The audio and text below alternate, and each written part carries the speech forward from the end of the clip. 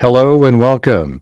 This is Grant Hughes of Grant Hughes Investigates on YouTube. This channel evaluates all aspects of true crime. As you are aware, videos and live streams in this genre often discuss elements of crime that may be disturbing to some viewers. If necessary, take the precautions needed to avoid these feelings. Factual information related to cases is the key to fostering rational true crime discussions. Fortunately, you will find that here. Please hit the like button only once, share the video, and subscribe if you like my content. Thank you very much for watching.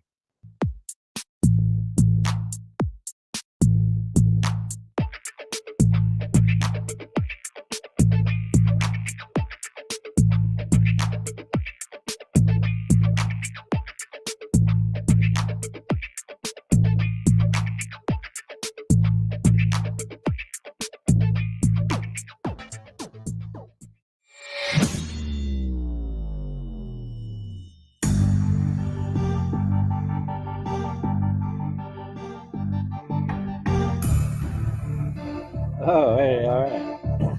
I'm trying StreamYards again. So I'm on StreamYards. Will it work? Who the hell knows?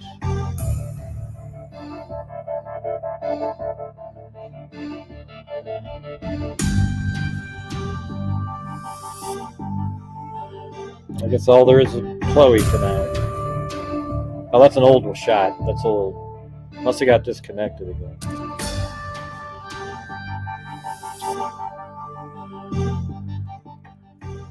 All right, here we are.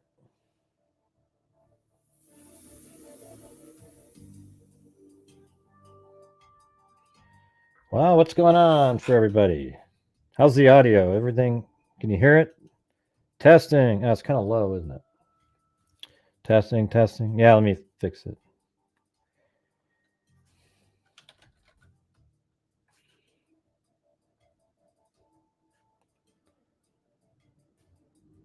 Oh, yeah, they have me on the wrong mic over here. Jesus.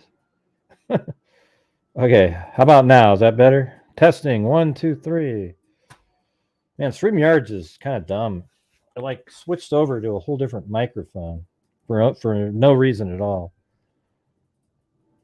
So if I put it there we go. That's loud. Okay, now it should be better at this point.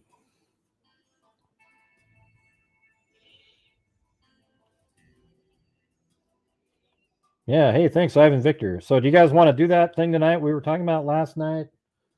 We're to donate, if you guys reach 500 in super chats, we'll donate 500 to Wounded Warriors tonight. I know we're getting near the end of the month, but that's Memorial Day tomorrow, I guess. And, it'd be something cool to do. Is that something we could possibly do? I mean, so it's $1 for $1. It's not I actually lose money because it's 30% off the super chats. But if you guys do 500 in super chats, I'm still sending in. We'll send it in. Well, if you say yes, let's get going. Yeah, we know, Stacy. It's not. We've been talking about it for 2 days, Stacy, or all day yesterday. We talked about it.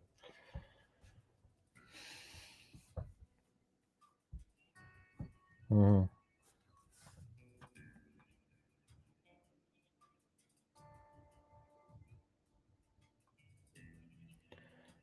Yeah, let me get rid of that phone number on there. It's not active at this time. Yeah, I've always had little dogs, like Pomeranians. They're so much easier to take care of, Those big dogs, they take a piss or a crap somewhere. It's like takes 8 hours to clean it up. The little dog craps, you just put it in your pocket and head on out.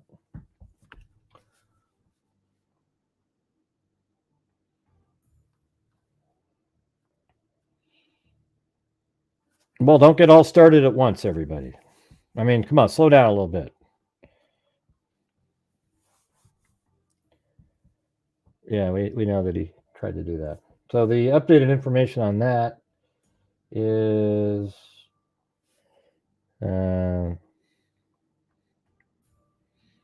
Says, this is the response I got. He cut, let's see.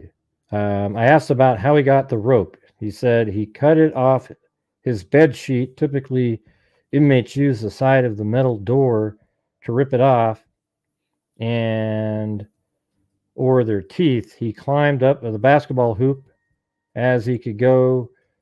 Let's see. He climbed up the basketball hoop as high as he could go before being noticed, tied a rope around his neck, and jumped down. This is from not only him, but 2 other inmates in the same unit. Alan is on suicide watch again. If anyone else pops up about him, I can shoot you a message. So this is somebody with the direct contact with somebody in there.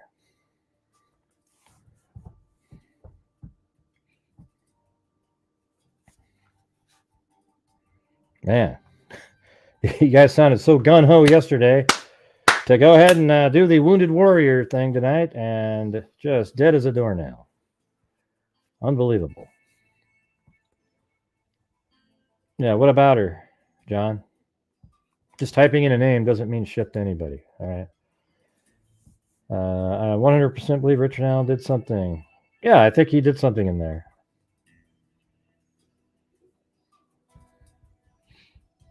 Yeah, I don't know if they have him on suicide watch again, though. So, yeah, that means something. How do I know? Well, just because this one person said it.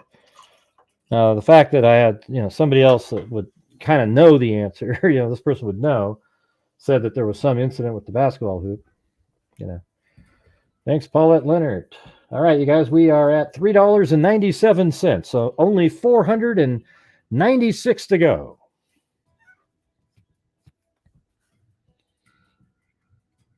Yep, happy Sunday.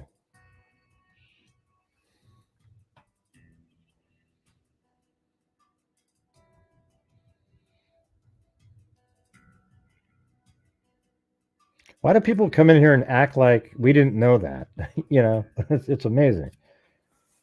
It's wild. Zero time out of his cell again.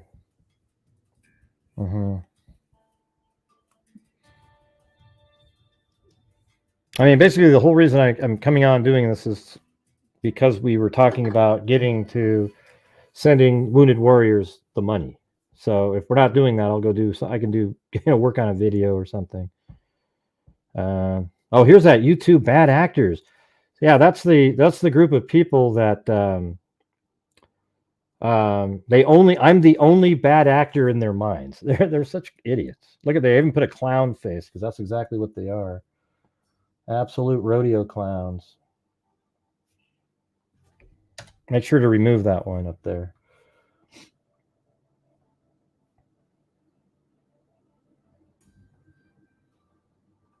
Yeah, good luck.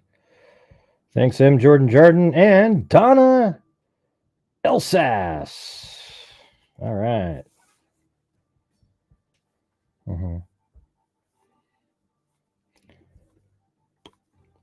They just wanted to say, look, all my buddies, look how I got my name on there. Stupid.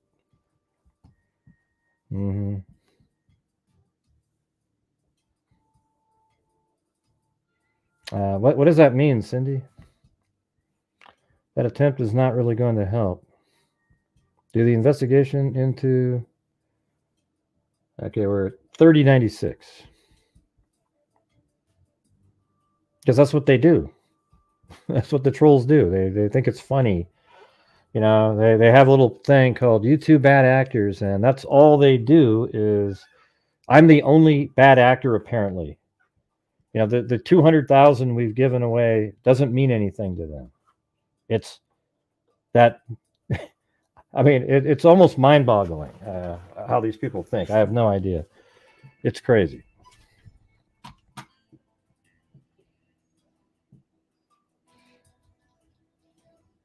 No, I don't even know what poll you're talking about, but I just know that I'm always going to be first place because it's rigged. I'm the only person that they ever talk about. So it's not like there's other YouTube bad actors, right? And it really just comes down to I hurt somebody's feelings once because I removed them as a moderator. And that was so devastating for them, even though I gave them a choice. That they go around and they pretend that they left, but that's not how it worked. Yeah.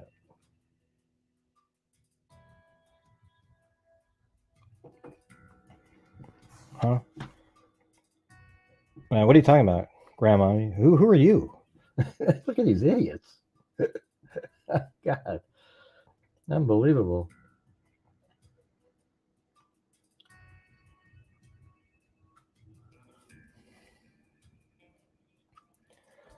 Let's see. Who would have time to do? Well, they do. They just find time. Their lives are devoted to following me around, which is kind of creepy, you know. Kind of weird. Kind of weird. Got to be honest with you. You know, I was looking into apparently in the let's see, what do we want to call it? You know, the Connecticut River Valley Killer case. You know, he lived down here and he had an address here in Florida too, right here in this house. So I was kind of looking around, you know, and he had that address for years. So he might have had like 2 places he was living. So I was kind of wondering if there are other people in this area that are missing. Thanks, Allie Cake.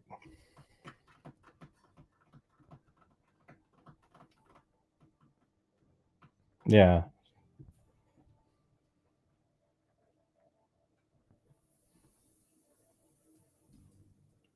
Let's see.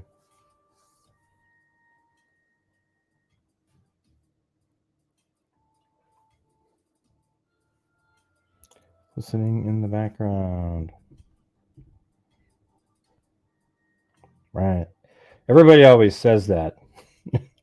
You know, it's like when we have those nights when we're trying to, you know, get something rolling. They go, yeah, I'm just listening in the background. Yeah. Yeah, that's what I'm trying to figure out. I'm not sure what you're talking about.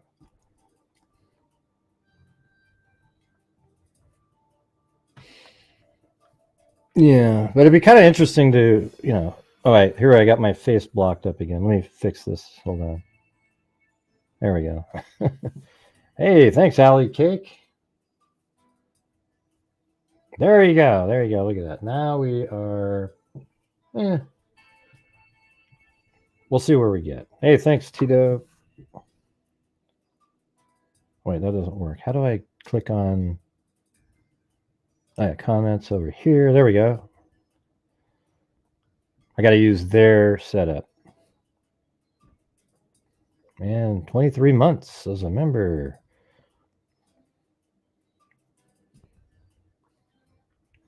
Welcome, everyone joining us. Appreciate you being here and supporting the channel. Basic Generous.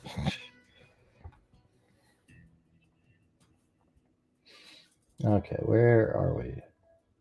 Yeah, so there was this one random case that I just stumbled upon. I don't even think it's related at all, but it's kind of short.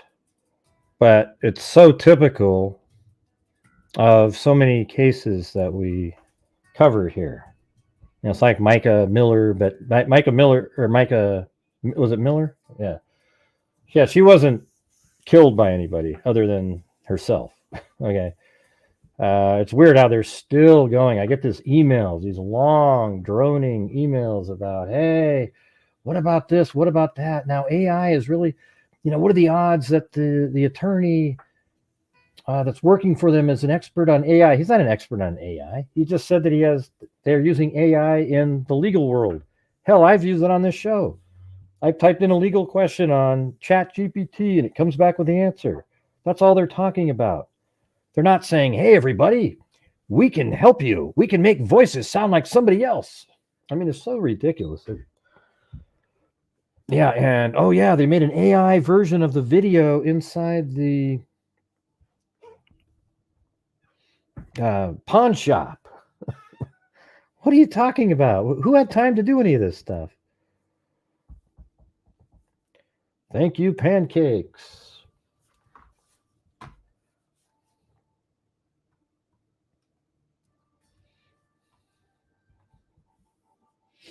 Yeah, so let's just take a look at this one really quick, even though it's never been solved, actually. Kind of interesting. It was interesting that I was looking for cases related to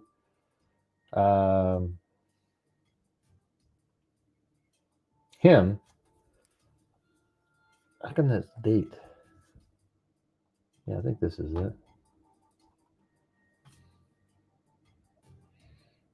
No, it was 91. I had the wrong year on that one file. I was looking for cases related to Champagne, Jeffrey Champagne, that may be down in here. So I stumbled upon this one right here, this deputy search for Naples woman, Patricia Lenthal. I just kind of randomly came up on this one. The case of a 32-year-old, and then then we can do up the lines if people want to come on my, I guess we can use the StreamYards thing where people can come up on and speak if they want. The case of a 32-year-old North Naples woman who disappeared from her home in late August is now a focus of the Collier County Sheriff's Violent Crimes Bureau, according to Detective Mike Fox. Fox said Patricia Lenthal left her villages on Monterey home on the night of August 21st, driving her blue 1981 Volvo after having an argument with her husband. Okay. I mean, as soon as you hear that, you just go, oh boy. Of just more than a year. They've only been married for a year. Lenthal had not been heard from since. The Volvo was found abandoned. This is why it was kind of making it felt like now we're sounding similar to this Jeffrey Champagne, Lenthal says the Volvo was found abandoned in the parking lot of the Fountain View Apartments on Airport Pulling Road. We don't know what to think at this time, Fox said. We have a 32-year-old woman live in the area for only 6 weeks who leaves one night and leaves 2 girls behind. It's suspicious. Fox said Lenthal is the mother of 3-year-old and 5-year-old girls. The family had only been living in Naples for 6 weeks after moving from Baton Rouge, Louisiana, when she disappeared. Well, it's kind of weird that they've only been there for 6 weeks.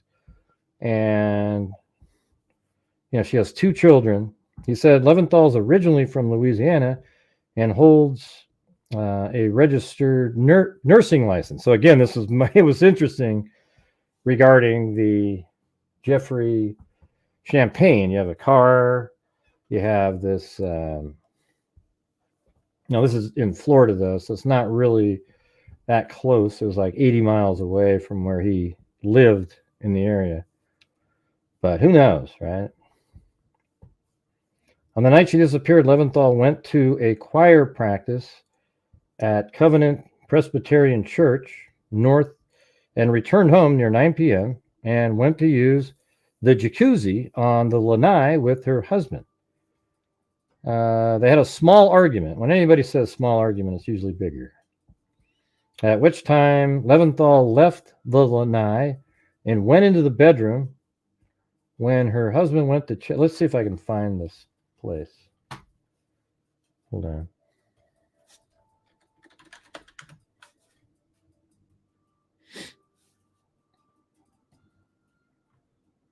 Whoa. All right, her name is Patricia Lenthal. And this is in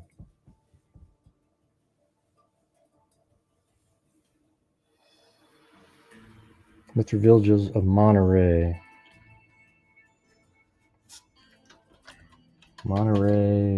Florida. Right? Yeah.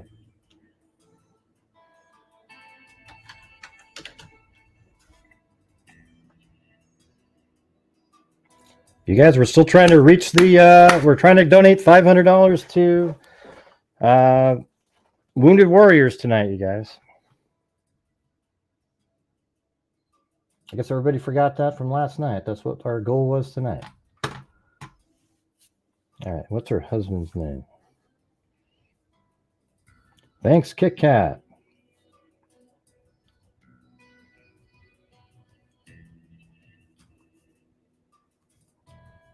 He said he was originally in Naples for 6 weeks. Where's the husband's name? And so if she was 32 and 91, she would be 33 years older than 32, so 64-ish. Let's see.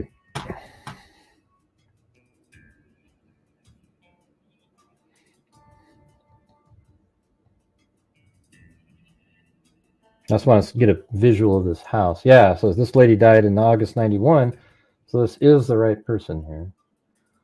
And that says Baton Rouge. That's where she came from. And Naples, Florida, is that... yeah, living in Naples for 6 weeks. Okay, so this is probably it right here. Here we go. Here we go.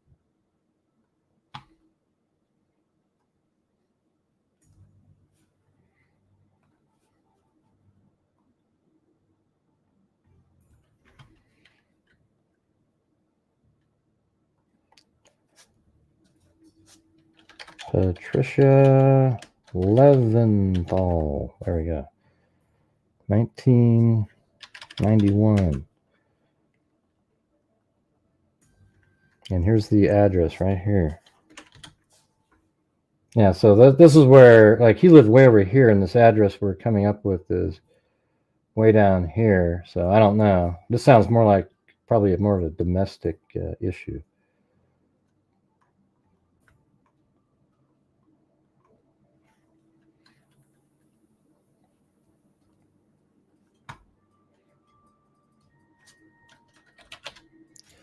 All right, there we go. So that's the house. No street view there. So is that what this is right here? Like the jacuzzi? Look at you. Wow, how crazy is that? Look at that. Somehow Google Earth mapped the jacuzzi through the... I don't know how the hell they would even do that, but see the jacuzzi in there and the pool? That's insane. How would it do that? Wow, that's absolutely nuts. Through the glass. I mean, that's kind of a creepy technology right there.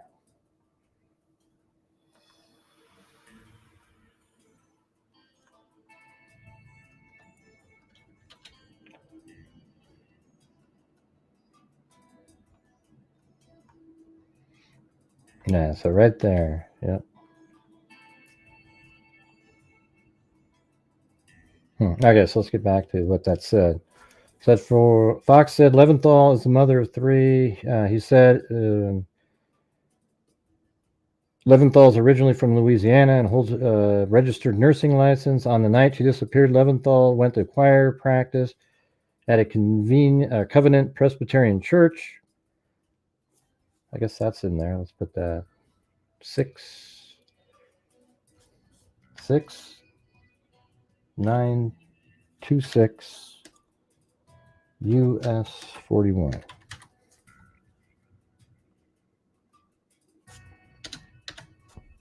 Ah, God.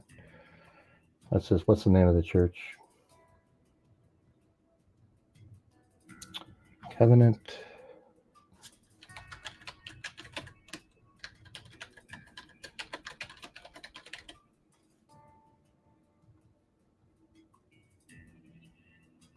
That's not it.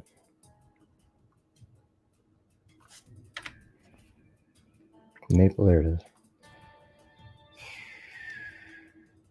Right there. So they live here, and the church is right here. And that's Highway 41, so that's going to be the right big church right there. Choir practice. Hey, look at that. It's Lillian. How's it going?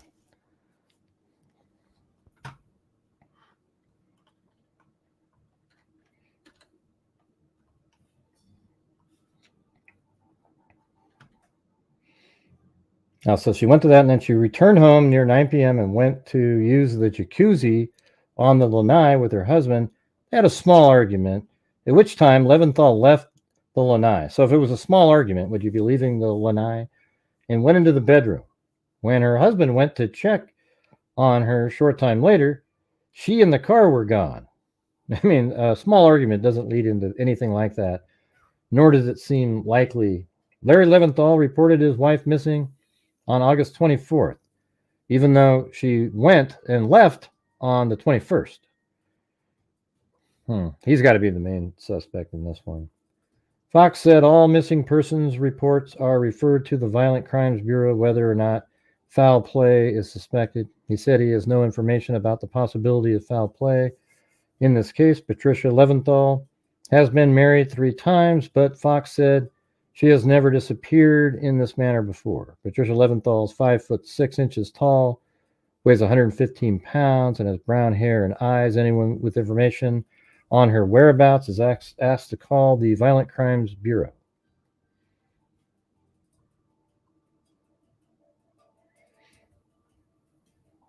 This might have been before that last one. A car belonging to a woman reported missing from her Naples home. This is the next one.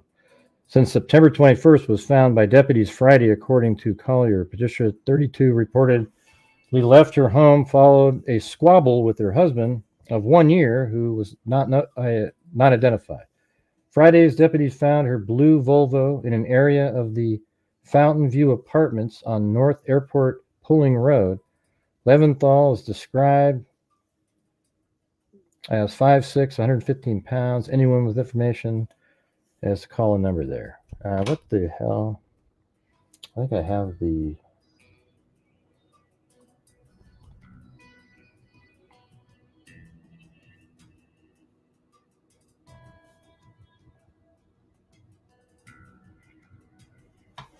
Let me see if I can get the husband's name in here.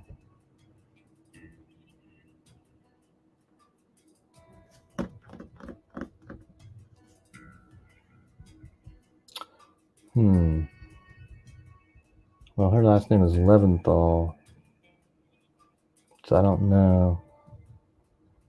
Oh, is that her married name, or is that... Because there's a guy named Pete Patterson that's her age. You know, what I'm going to do is check on that. If they have the shared address of that address, then it's probably the husband.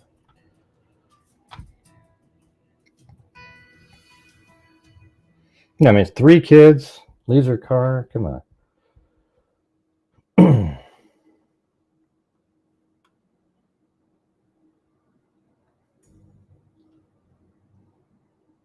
This person also lived in Baton Rouge.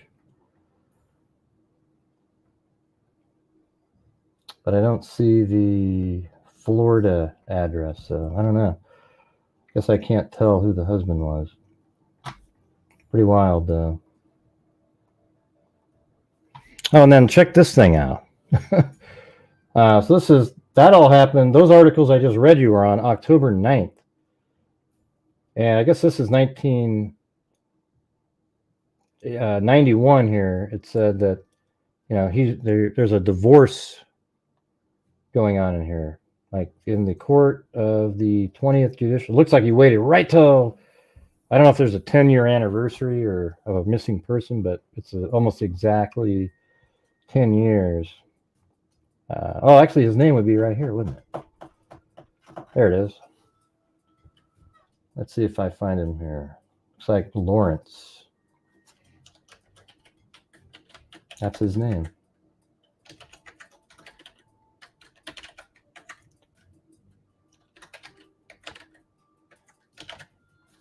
I'm going to see if I can find him. Hold on.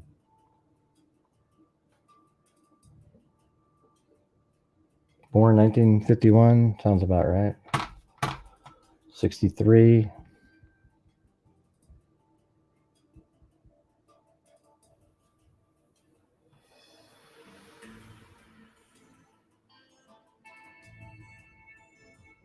Uh, 5172, actually. So maybe he was older than her. She's 65, so that kind of makes sense, right? And they've only been married for a year, so they got married older.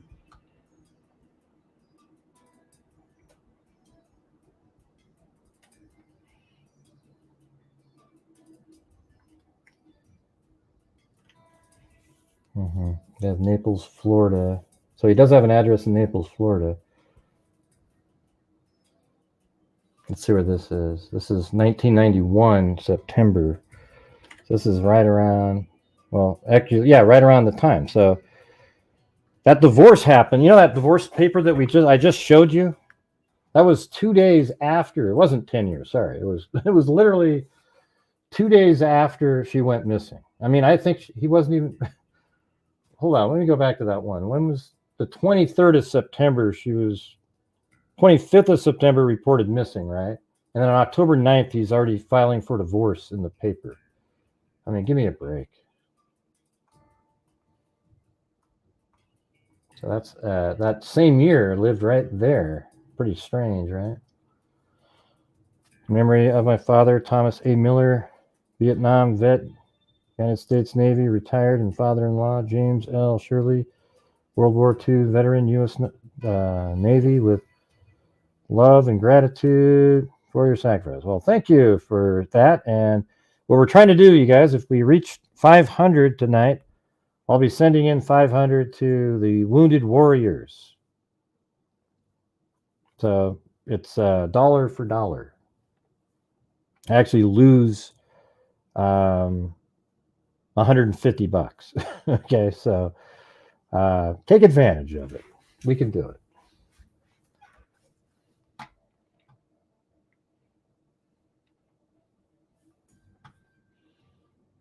Yeah, I mean, don't you think that's a little strange, you guys, in this case here? I'm not trying to relate it to, let me go back to the first one. It was right here. So she went missing on August 21st. Okay, so it wasn't September. It was August 21st. And then August 24th, he reported her missing. And then on October 9th, he's already got paperwork in the paper trying to get a divorce. I mean, that's really quick for something like that. Don't you think?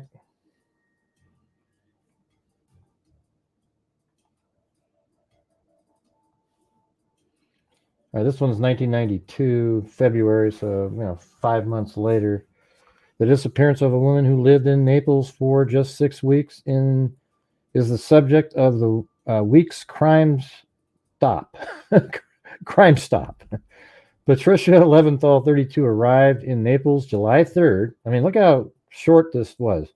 She got there on July 3rd, 1991, to join her husband of 1 year, Larry, and her 2 children from a previous marriage. So she had her 2 children. So she had 2 children from a previous marriage.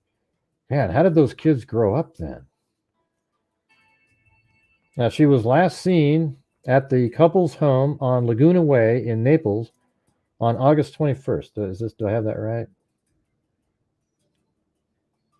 Laguna Way. Yeah, right there. Yeah, Laguna Way. So that is the house right there. Thanks, Timothy Moore.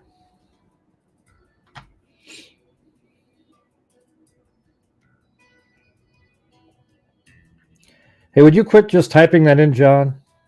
It's just getting old over and over and over and over and over again. Okay? If you have somebody that you think is interesting, send me an email. I don't know what you're saying or anything. All right? All right, let's see. Like, these people just get so one-minded. Their brains don't work well. They can't see that you're talking about something else, It's wild. Anyways, right here. She was last seen at the couple's home on Laguna Way in Naples on August 21st. Lenthal and her husband were in a hot tub at 11:30 that night. They had a small argument, which means it was a huge argument. She left the tub and walked into their bedroom. A short while later, her husband went into the bedroom and found she was gone, taking her purse with her. Her 1991 dark blue Volvo, so it was brand new that year, was also missing. Collier County deputies found her car September 4th.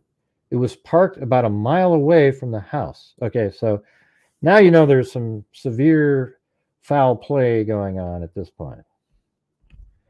Lenthal has not been heard from since. The white woman had a thin... Why would he... That sounds so stupid. I mean, the white woman had a thin build and weighed about 115 pounds when she was last seen. She stood 5 feet 6 inches tall and had brown collar-length hair. If you have any information on the Lenthals, call this number. I mean, sure, I don't know if these numbers are any good, so I'm not saying them. Then there isn't really any more newspaper articles on her, but this is the sheriff's office post. It says Patricia was last seen with her husband on the evening of August 21st. She left home in her vehicle, which was later found abandoned. Patricia has ties to Louisiana and has previously worked as an RN. I wonder what if they suspect him. I mean, it's possible. There's cases where, I mean, it's just odd, you know, she got an argument and then she leaves and somehow. So here is the Charlie Project. Lenthal was last seen by her husband at 11:30 p.m. on August 21st, 1991. As she left her Naples, Florida home, she had been relaxing with her husband in their jacuzzi after church choir practice when she decided to go and get some soda. Now it's like a different story. Oh, yeah. She was relaxing with her husband in their jacuzzi after church choir practice, and then she decided to go get a soda. I mean, that doesn't sound anything like the small argument, you know. She was driving her blue four-door 1991 Volvo at the time. The car has a vehicle identification number. I don't know why they need to put the VIN number. It's absolutely irrelevant since they actually found the vehicle. Shortly after her disappearance, her Volvo was found abandoned in an apartment complex parking lot. The fingerprints or other clues were discovered. No fingerprints or other clues were discovered at the scene. Lenthal was born and raised in Louisiana, where she graduated Louisiana Tech University and became a registered nurse. She married a doctor and moved to Naples, Florida, with her 2 children from a previous relationship. She might have returned to Louisiana after her disappearance. Her nurse's license was still current in that state at the time. Well, that doesn't mean she returned there. There has been no activity on her credit cards since her disappearance. Some agencies report that Lenthal vanished on August 24th, 1991, but it wasn't. She went missing on August 21st, but she was reported missing on August 24th. So anyways, that was just a random case that popped up while I was looking for possibly related cases.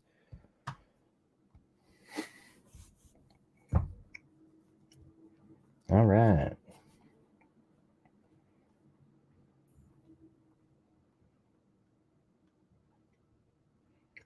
So we've got 265 people watching here. We're going to make that number tonight, you guys? Everybody was so gung-ho, man. We can do it.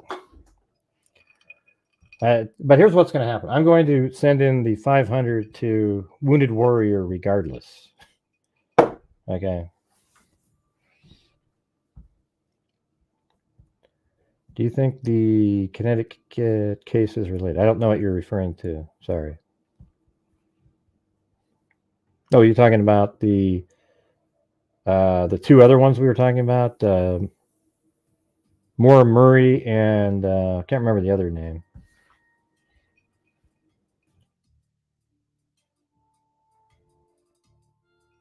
Yeah, we just did that one the other night. People got so upset that I said, hey, is this one related? How dare you? That one was interesting, too.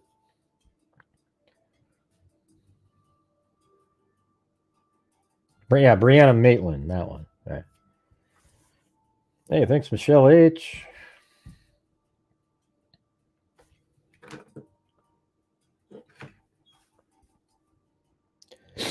All right.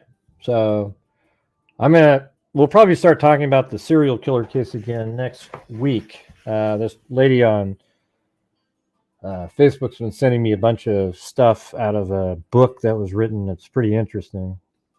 So I'll see if I can compile that and put it together and come up with something. I don't know what kind of doctor he is.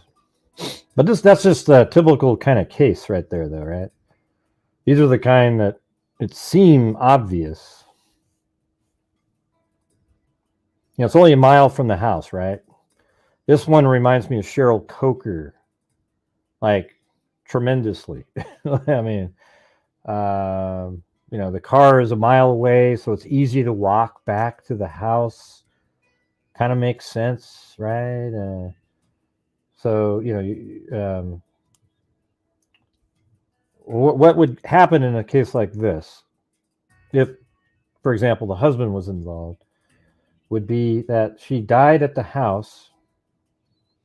He drove her vehicle and parked it in an apartment complex a mile away, and then took her body in his vehicle and put it somewhere, and put her purse with her wherever that is, and that way it makes it look like she left, but then her car's over there, and it's hard to connect him, and it was probably something like a strangulation, so there isn't going to be any sort of forensic information like blood or anything like that.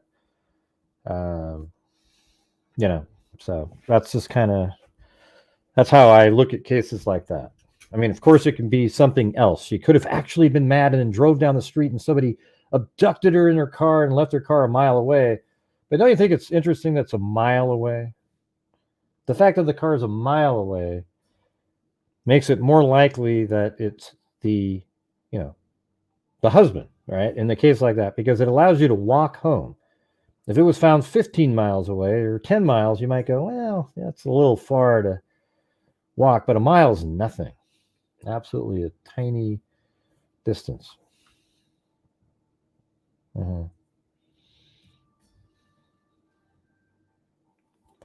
Yeah, so if you have people that you think are related to the possible serial killer that we've been talking about in the Connecticut River Valley, send it to an email about it, right? Yeah, and she had 2 kids. There's tons and tons of missing persons cases out there. Unbelievable. Adults, 1991. Oh, God, what do we got this time? Yeah, it's because I'm not reading your comments every 5 seconds, John. Send me an email if you think it's something interesting, okay? We weren't talking about that case right now. So you're being really rude by just continually spamming the chat with something unrelated. You get it, right? Right, I get the possibility thing, John. Send me an email. That's all I'm saying. But if your email has any kind of comment like, oh, Gray, you were... then I'm not reading the damn thing.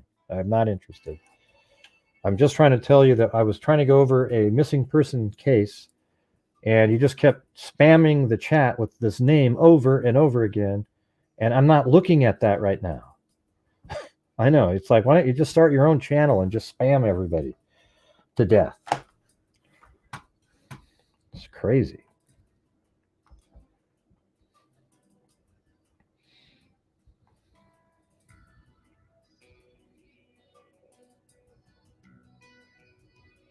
Okay.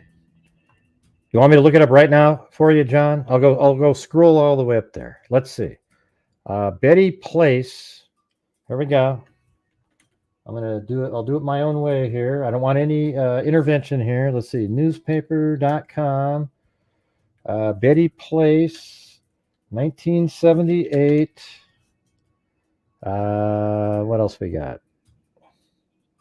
Oh, yeah. And it's Connecticut or somewhere in the area. Okay. Get rid of that. June 1978. Now, let's see over here. It looks like there's some things lighting up. New York, Connecticut. Massachusetts.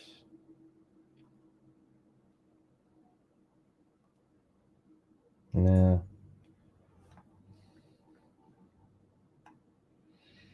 I don't see it, man. I don't see a Betty Place. All that screaming around.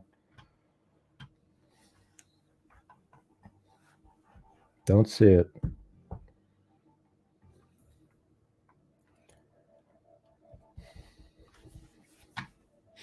Is it in New Hampshire?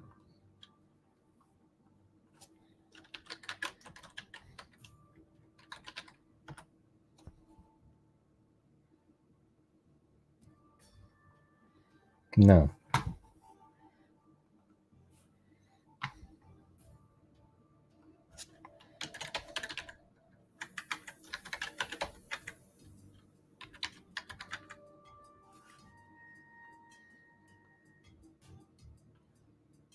How you feeling, Zozo? I don't see it, man. God, what a waste of time. Jesus, you gotta be kidding me. Wow.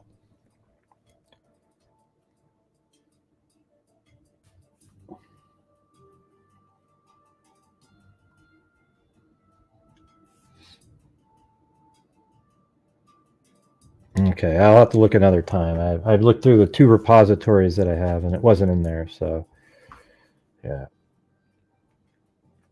I don't have their. Is it free to go check back in time? Why don't you send me a link to it directly instead of me trying to, reinvent a wheel on here? All right, guys, we're at 155, right? The goal's 500. We'll donate 500 to the Wounded Warriors tonight. All right, I'll take the loss of 150 or whatever the hell that is. What's 30% of 500? Yeah, 50, 50, 50. Yeah.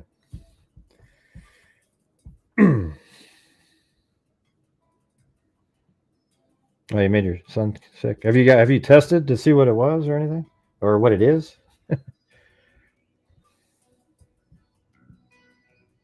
And how you doing, Timothy Cecil up there?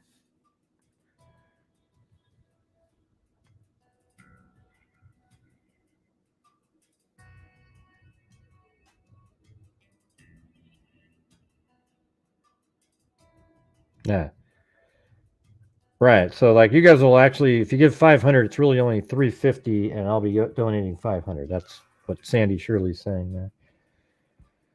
But I don't know. Everybody was gun ho last night, but now it's not like that. So. Oh well. Let's see.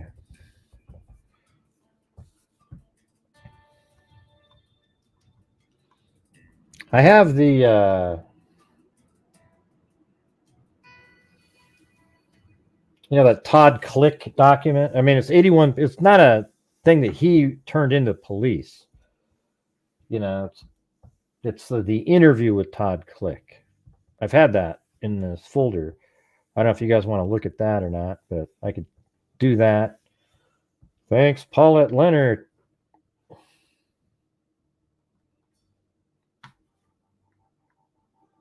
So this is like a hearing here. When was this? This was March 18th this year. And it was motion to dismiss. So they want to dismiss it. And this is what the defense wants to do. They want to dismiss the charges against Richard Allen because law enforcement lost some video on people that were people of interest, that were third-party people that were cleared. Isn't that amazing?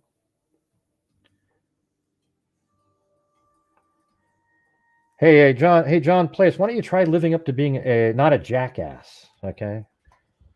You want me to investigate live right here and go find something on a page? I'll do it on my spare time. Okay. I, tried to placate you by going out and looking for it really quick, and we didn't find it. All right. So if you want to send it to me, great. If not, I don't really care what you have to say, John. You're not interesting. Good Lord. What an embarrassment. Hey, thanks, Paulette Leonard. Don Spain. And Alley Cake again. Well, thank you, Alley Cake.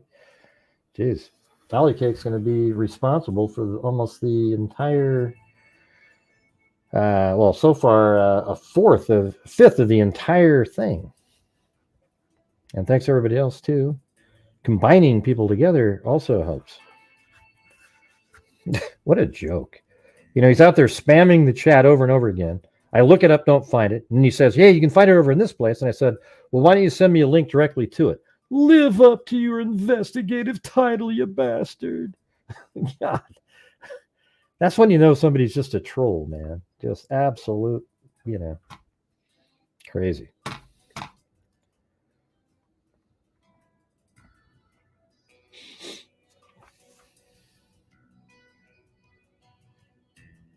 Yeah, I mean, if it's in Google, I'll look it up later myself. I just was looking in newspapers.com.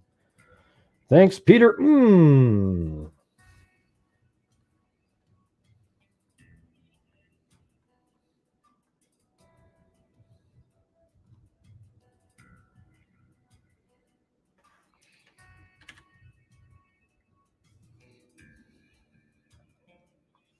But it's just, man, people just think they run your show when they come in. It's just so wild. Everybody stop everything. Is this a murdered person?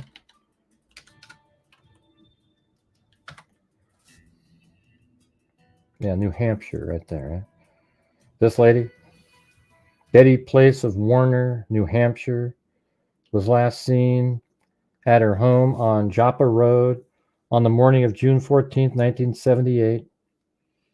She was reported missing the next day. Despite searches by New Hampshire State Police and other law enforcement agencies, Betty has never been found, and her disappearance has been treated as suspicious. Help us solve the case and bring justice to the family of the victim.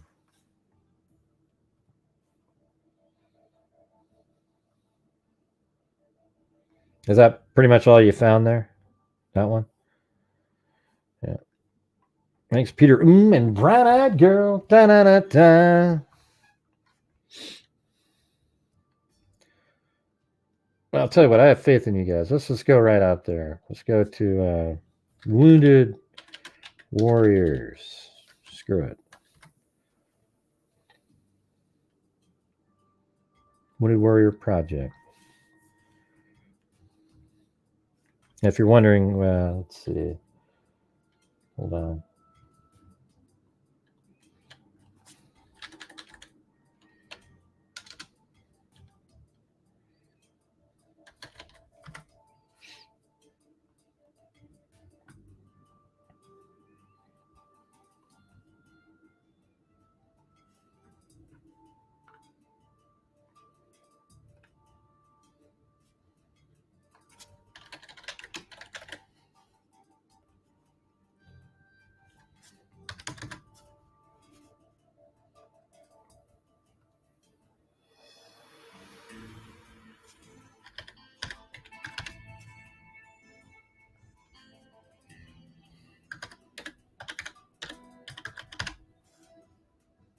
All right. There we go. Now I can.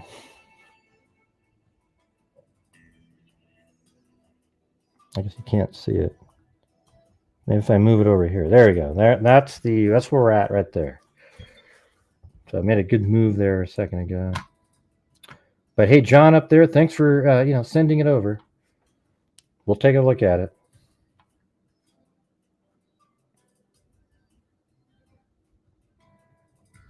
All right, right here.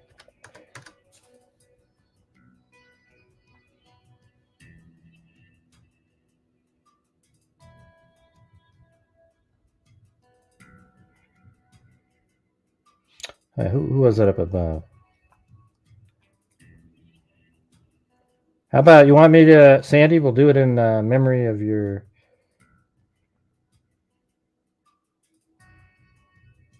I wonder if they let me type it in.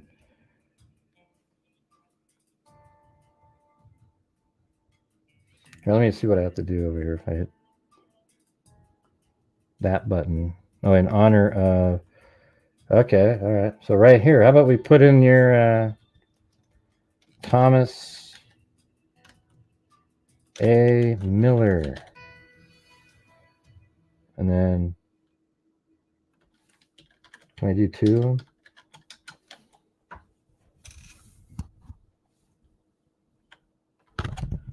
And James L. Shirley. There we go. How do you like that?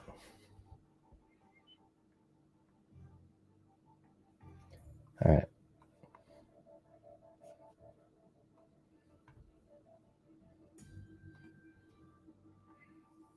Please, I guess I have to fill in all my own personal information.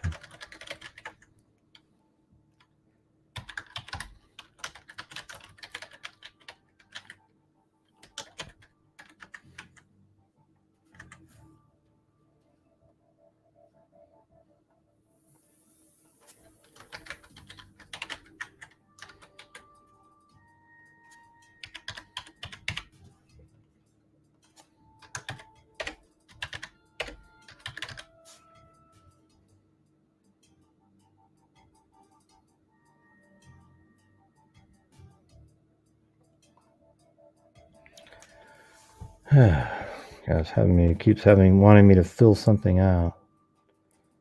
Oh, okay.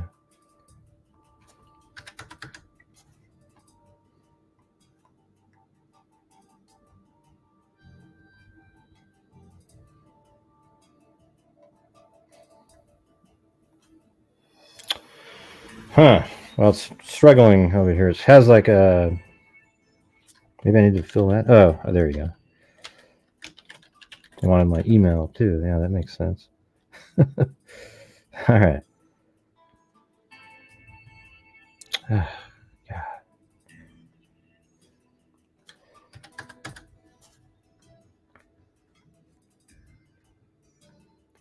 Oh, recipient? Oh, there isn't really... Oh. Shoot. It wants me to put in all the recipient information. Shoot. I don't have that information.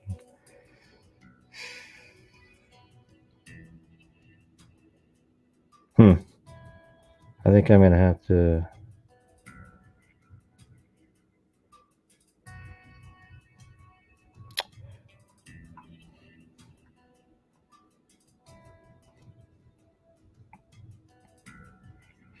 All right. I think it's finally making it through. Oh, geez. Now it wants me to sign in the security code on my phone. Man, this is getting confusing.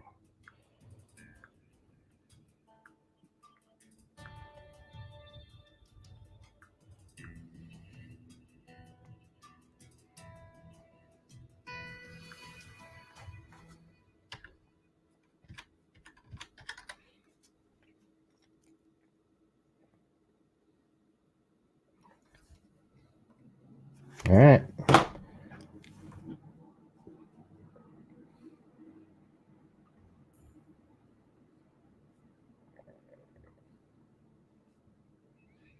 Yeah, there we go. There's the on-screen stuff. Although it has my address, I can't really...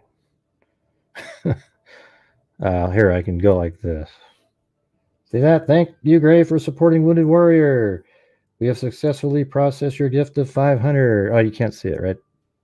There we go. The rest of it has like address information and stuff. So there you go, freaks. All right. And it says in honor of Thomas A. Miller and James L. Shirley. Hey, what do you think of that, huh? Sandy Shirley? It actually says it on there. That's cool as hell. Look at here. Let me screen grab this.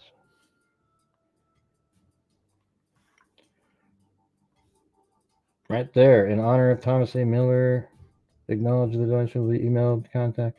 Yeah, I didn't have anywhere to email, but at least their names are out there. All right. Cool. Since you put their names on your super chat up there. Thanks, Kit Kat.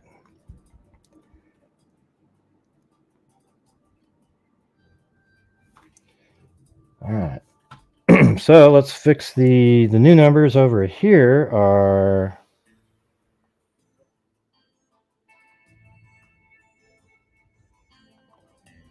$200,600.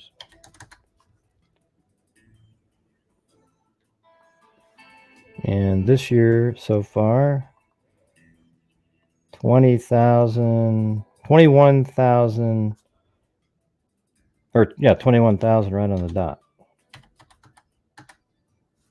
There you go. Awesome. Pretty sweet, huh?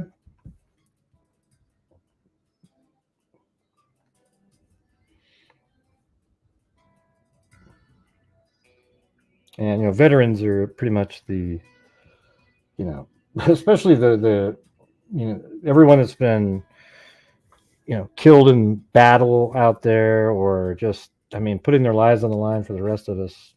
I don't think you could do anything greater. It's amazing. All right, here's the email that came in right there.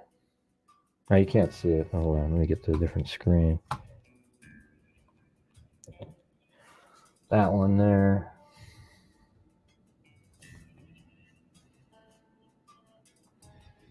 WNC Granny.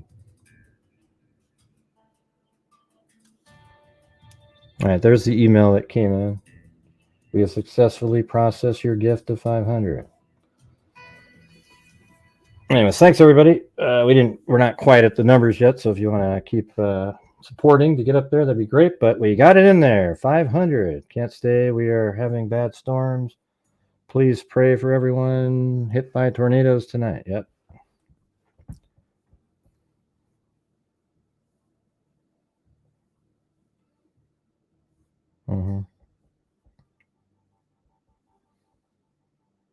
Oh, cool, Sandy.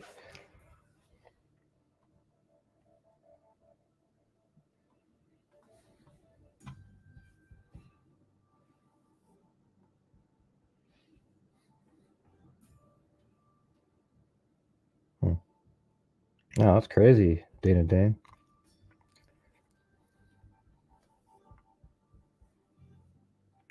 Hope to be able to support your show. I love you and give you others. Yeah, cool.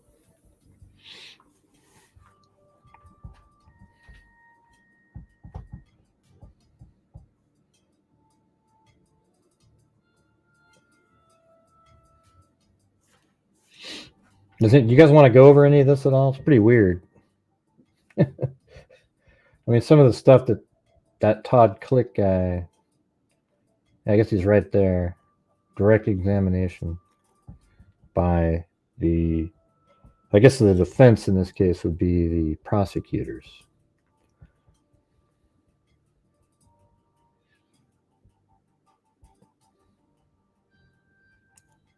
Yeah.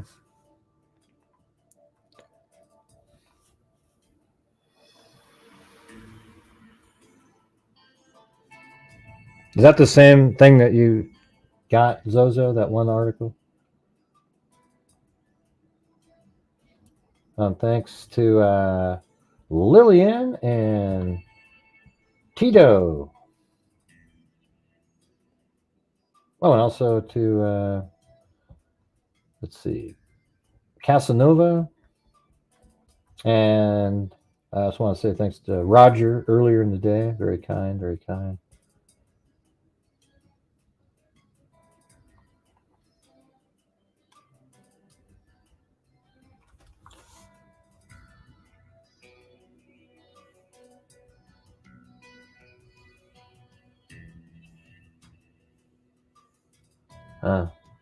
I've just seen your email you sent Allie Cake just now. I'll have to check it out later.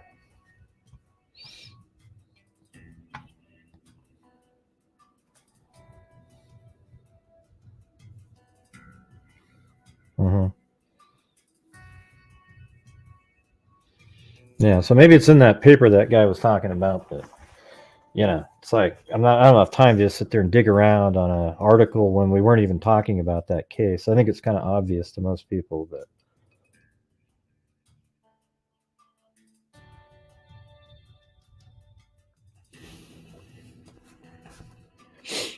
yeah, the Dallas Mavericks won again tonight. I kind of want them to win the whole thing. I'm not a Boston fan. I don't like them. Never have.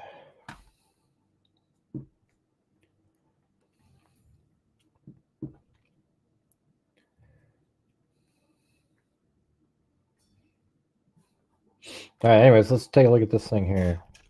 I mean, here's what I want to do. I would rather, you know what I'd rather do tonight is just to, maybe we can save this for another time. But it is kind of fun when people are just chatting and having different ideas about the, you know, I was kind of wanting to do, right now I'm sort of into the Delphi case and that serial killer case that we've just been looking at. But people, I did 3 shows in a row and nobody called in one time regarding the Jeffrey Champagne situation. You know, so it's kind of like a total waste of time for that element. I mean, I like talking about the case, but figuring stuff out. But if you're trying to do a show where people call in and give you their thoughts because they're there, then that's not the right case for it. Apparently, I mean, 2 shows in a row, 0 calls. You know, it's like it's not good. Yeah, I think it is interesting. You know, you got Jeffrey Champagne, a house that they looked at, and people think, well, there's these other people there. I mean, okay, I get it, but it's got to be incredibly interesting to investigators to know that his 2 parents die within 3.5 months of each other, both of sudden illnesses. So that means he has nobody looking out over him again anymore. And then his grandmother also dies, long-term illness, but maybe she was helped along the same way, all inside of that 3.5 month period, which was followed by a rampage of killing. Then, you know, there's there's lulls here and there, you know, just, and then, what was it? Yeah, he had an online ad. I don't think it was a dating ad, though. It did mention how he was, you know, all alone, etc. But the dating app was the one, or the dating ad was the one below it, not the one he was in. And then after that, he goes out and he tries to kill the one surviving person. That's what it seems like. That's if it's him, right? But man, it just might not be him. But they're searching his home, so there must be some reason they searched there.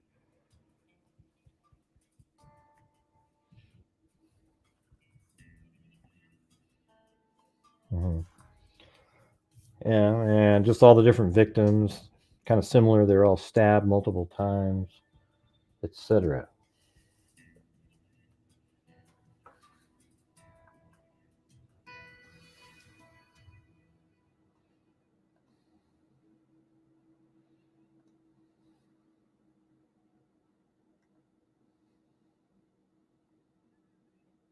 Mm-hmm.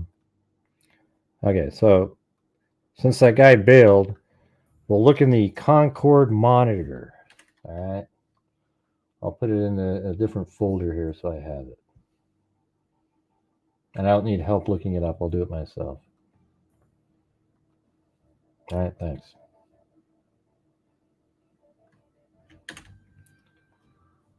All right. Hey, this account, you've typed a lot of comments in a row there. Slow down a little bit, all right? Thanks. Oh, I didn't time him out. But he was saying rude things, you know.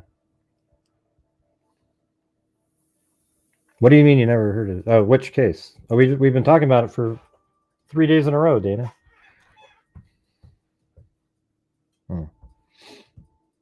Yeah, I mean, he was saying rude things. It doesn't bother me that he was timed out. He just kept saying the same thing over and over again, and we were talking about a completely different case. I don't know why people think that's normal. It's bizarre.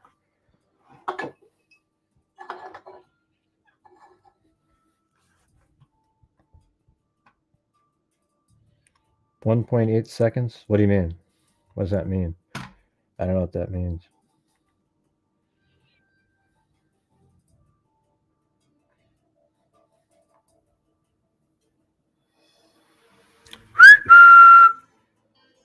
Anybody there?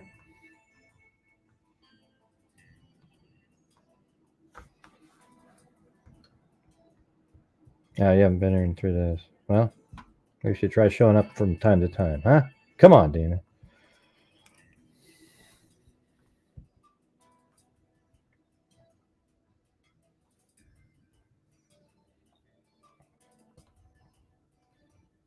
Haven't been here. I don't know what that means. Yes, 1.8 thousand. I don't know what that means. Sorry. I have no idea what you're talking about. The chat was so slow, I didn't realize. Right, nobody's typing anything. I'm almost not even, I mean, do you guys want to keep doing the show or like, you know?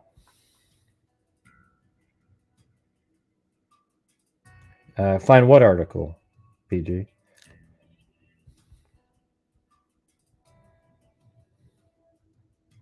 Okay.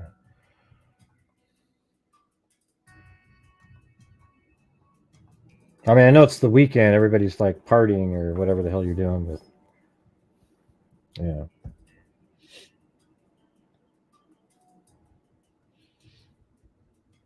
I mean, regarding the Delphi case, I showed up on a quote panel earlier today. I actually got timed out because I was arguing with, not while I was on the panel, but I was arguing with this person in the chat who basically stalked me. Remember when I went to Delphi and that lady followed me down the trail like a psycho and her other friends, and they kept yelling and saying shit? Now, she was like a moderator in there. Unbelievable. And I was like, God, this idiot's in here? Are you kidding me? Yeah. No, this account, I'm not. Why are you always so curious about that? It's just weird. All his repeated stabbing seems pretty up close and personal. Yeah, he's a psycho. Mm-hmm.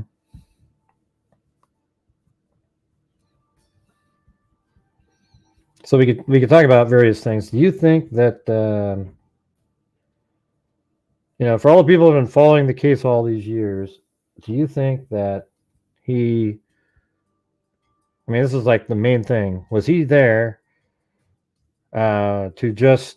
Well, the panel went okay. Like they asked me the people up there, the people that run the channel liked me. It wasn't like it was just the person in the chat. This idiot, like somebody named Bojangles. I mean, just a total fool, ludicrous human. But for the people who've been following this, do you think that, what is your absolute feeling that he was there specifically for Libby and Abby, or was he just there to hunt for a victim that fell into his trap?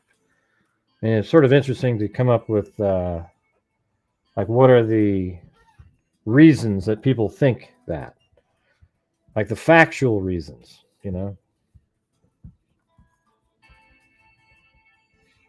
What do you mean? No, I think he was there hunting. We said either one. It wasn't a yes or no question. It was right. So here, let me do a poll on that.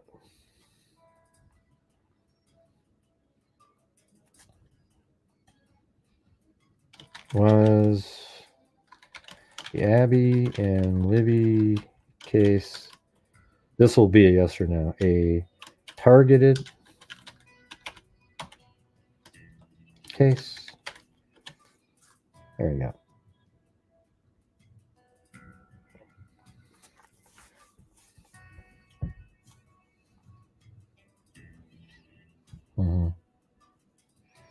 Hey, truthfully, you were saying some kind of crazy stuff in that chat earlier. I was like, what are you talking about? I don't even remember what it was, but it was just...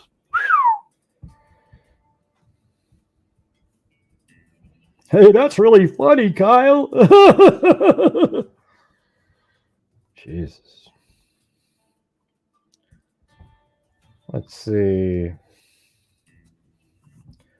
Was the Abby and Libby case targeted case? Yes. See, look at that. 64%. Say that.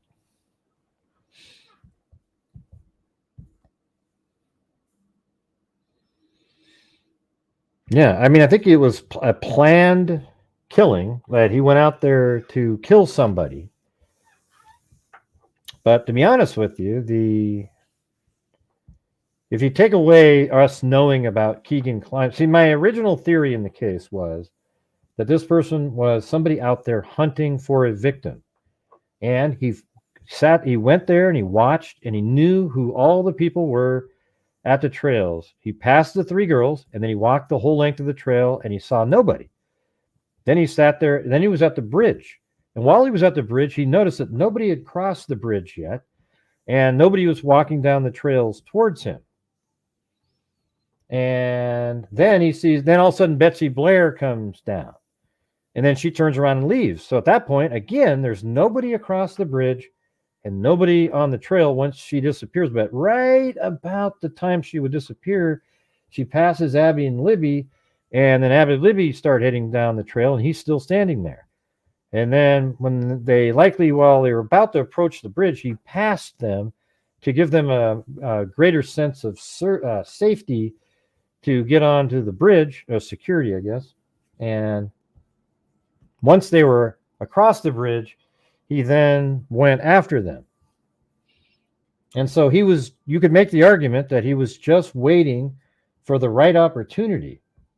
Because I can tell you this, if there were more people on the bridge that day walking around, he likely would not have made, he wouldn't have made the attempt. He would have been there, standing there. And let's say Betsy Blair went onto the bridge for a second, and then Abby and Libby showed up. He would have canceled that, because then there'd be 3 different people. I just think it's amazing, because you can look at it like, regardless if it was intentional or he was hunting, he got lucky as hell. He got lucky that there was nobody there, because let's say it was a targeted thing where he knew Libby and Abby were going to be there. He can't control what the rest of society is doing. He can't control that other people are walking around. So it's still extremely lucky on his part, right? Very, very lucky on his part that there was nobody else in front of him or behind. He was just right there. It was just Abby and Libby and him. And so that's the thing. So it's very lucky. So the argument that he was hunting is a greater argument. And that's, if you take away Keegan Klein, the argument, I've said this since the beginning of the case, that if he's there, and the argument's greater because he merely picked them because they fit into the trap, and he forced them across. They walked across the bridge, and he forced them down the hill and then across the creek. They fell into a trap. Something, it might have been a spontaneous trap. It could have been.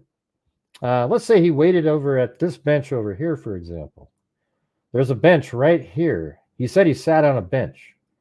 There's one right in this area. Let me get the right date here. You got to go back to the 2017 April.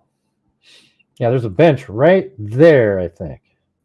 So what if he sat on that bench and he was just waiting for somebody to go down this trail right here, right? At first, like let's say he sat there for 3 minutes or so, 4 minutes, waiting for somebody to go this way, and nobody did. So then he's like, crap. And then he goes up here and he walks down to the bridge, and he's standing there, and it just so happens that Betsy Blair, and maybe Betsy Blair would have been a target. And maybe had Betsy Blair gone across the bridge, he might have done something. And there's some people that think that he actually followed Betsy Blair back this way, and then once he sees Abby and Libby coming, he then backs up and lets them pass him over here.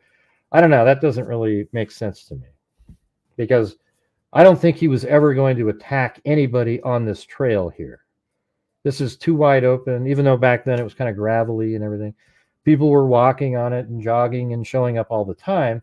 Down here, however, is very isolated, and I just think he knew the area. So when the girls went over here, he picked that route. So when people wonder why he parked over here, it's a perfect parking place for, just in general, to be out of the way. If you parked over here, right in this parking spot, people would remember it, because that's where people park their car. He was way over here, backed in, and maybe he expected to do something somewhere down in this area, and then he would just merely walk out the way he came, but he had to kind of improvise once he picked Abby and Libby and took them down the hill over here and then up into this area. So what do you think of that? So I think if you take away us knowing about Keegan Kline, it's more likely that he was there hunting and Abby and Libby just fit in, and he picked the two people that fit into a situation where there was no help anywhere. That makes sense? Yeah. But when you bring in Keegan Kline and those guys, then you hear what they wrote in the 190-page document. And by the way, you guys, if you could still help support the channel tonight, that'd be great. We got frozen at, we were trying to reach 500 tonight. We've already sent the 500 in, because I'm believing in you guys for the rest of the night. And we're currently at, the hell is it? We are at 293. So we still got a couple hundred to go. Yeah, they were absolutely trapped. Yeah. But if you add in the Keegan Kline situation, and if you believe in that 190-page document where they said that one of the a friend of Libby contacted the Anthony Schatz profile, and he said, she said, "Hey, did you hear what happened?" And the profile, Anthony Schatz, said, "Oh my God, what? I was supposed to meet him today." So if that's true, that really happened. And by the way, it is true that the Anthony Schatz profile communicated with Libby that very weekend, just before the murder. So you have to believe that there's this predator, two different predators. I mean, what an incredibly bad luck weekend that was, that you had catfishing account communicating with Abby and Libby, or Libby specifically. And then apparently, they were supposed to meet up with the Anthony Schatz profile, and they only didn't get to because a killer got to them first. I mean, that is insane, right? Absolutely crazy. So it could be that too. That's the part that bugs me the most, But if you take away Keegan Kline, then it is more likely that, if Keegan Kline didn't exist on the planet, that's what the argument here is. Take away Keegan Kline from the just existing at all, it's more likely that he was just there hunting, and finally somebody fell into his trap. He might have been there on other occasions. I'd be interested I remember early on in this case, at the very beginning, there was many people that said that they saw that individual out there multiple times. You guys remember that? That's what people were saying all the time at the beginning of the case, is that they saw this guy out there multiple times. He was kind of creepy, doing, one person even said they sort of talked to him, or, all kinds of stuff like that came out at the very beginning. And then it just sort of faded away. And wouldn't it be interesting if he'd been out there on other times during the day? And I think he went out there he didn't likely know. Well, how old was his daughter at the time? Wasn't she already out of high school?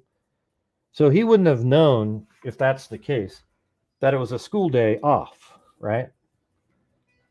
I think he went there he knows people exercise there from time to time. So he went there and expected a very low turnout of people and hoped that there'd be somebody. I mean, if you, again, you throw out the Keegan Kline stuff.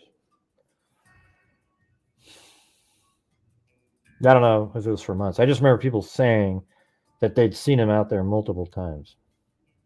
Other people said, "Oh yeah, I saw that guy one time. Yeah."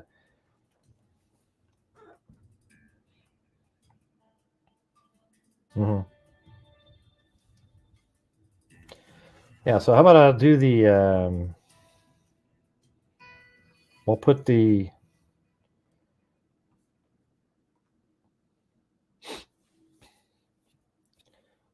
StreamYards up here.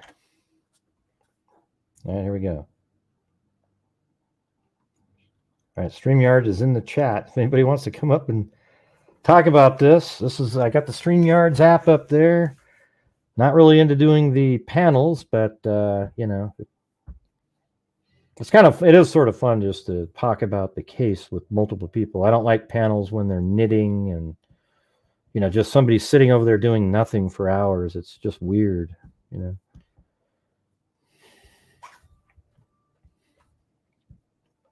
Already admitted to the crime, so he had nothing to lose if he mentioned Keegan Kline.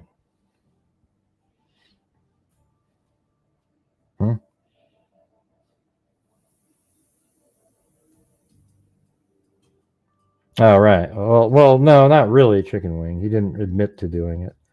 He confessed to his wife and mom, but he hasn't admitted to any law enforcement. That's not true.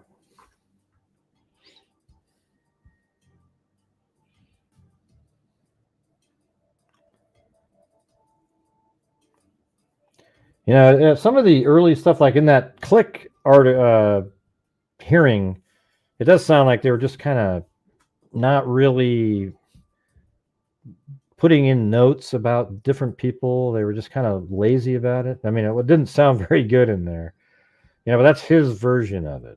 And also, no, but also when they interviewed one of the case detectives, he was saying the same thing. Like, yeah. Man, I thought the Delphi case was, yes, everything was completely, you know, in a database. Everything was documented and kept track of early on. I think they just got lucky stumbling upon getting a tip that led to Richard Allen. Mm-hmm.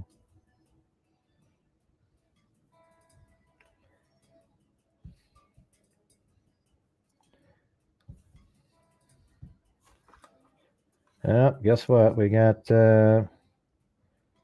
this account in here. What's going on in this account? Oh boy. Oh, it's me. Oh jeez. How's it Here we going? go. It's going good. Can I just say first, happy Veterans Day. I appreciate and love all the vets in this country, and thank you so much for your sacrifice, past, present, and future.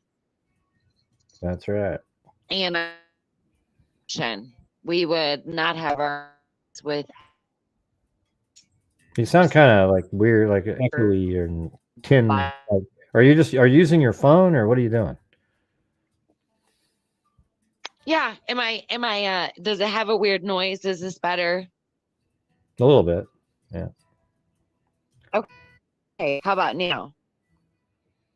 Yeah, you just don't want to use your speakerphone. You just want to talk on a regular phone, you know. Oh, okay. Let me see if I got you on speaker. That might be the. I mean, I fixed the thing where it doesn't say echo. I got rid of the echo thing. But... Okay, is that better, Gray? Yeah, the echo. Yeah, go ahead. So what do you got? Okay, so I have two things. As far as the brazenness of this crime, the daylight and two victims, etc. And what we know, not in the details, but as far as the crime scene, but prior to that, it's very brazen, this individual, in my opinion. And I think most, I mean, that's just kind of, obvious.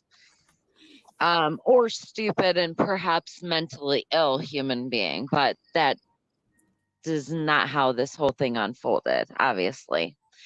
So ignore that we have the arrest with Richard Allen, but had someone have told you prior, like as far as just kind of not necessarily profiling, but kind of. Well, Richard Allen's exactly what I always said. This is what I said, everybody. I said he's probably between like 45 and 50 something, and he blends right into the community, and nobody knows who the hell this guy is.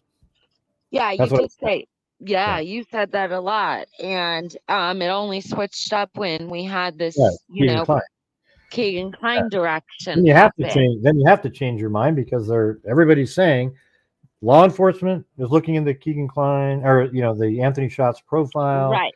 And the murder sheet had all these different, apparently inside stuff, and they were really interested in those people.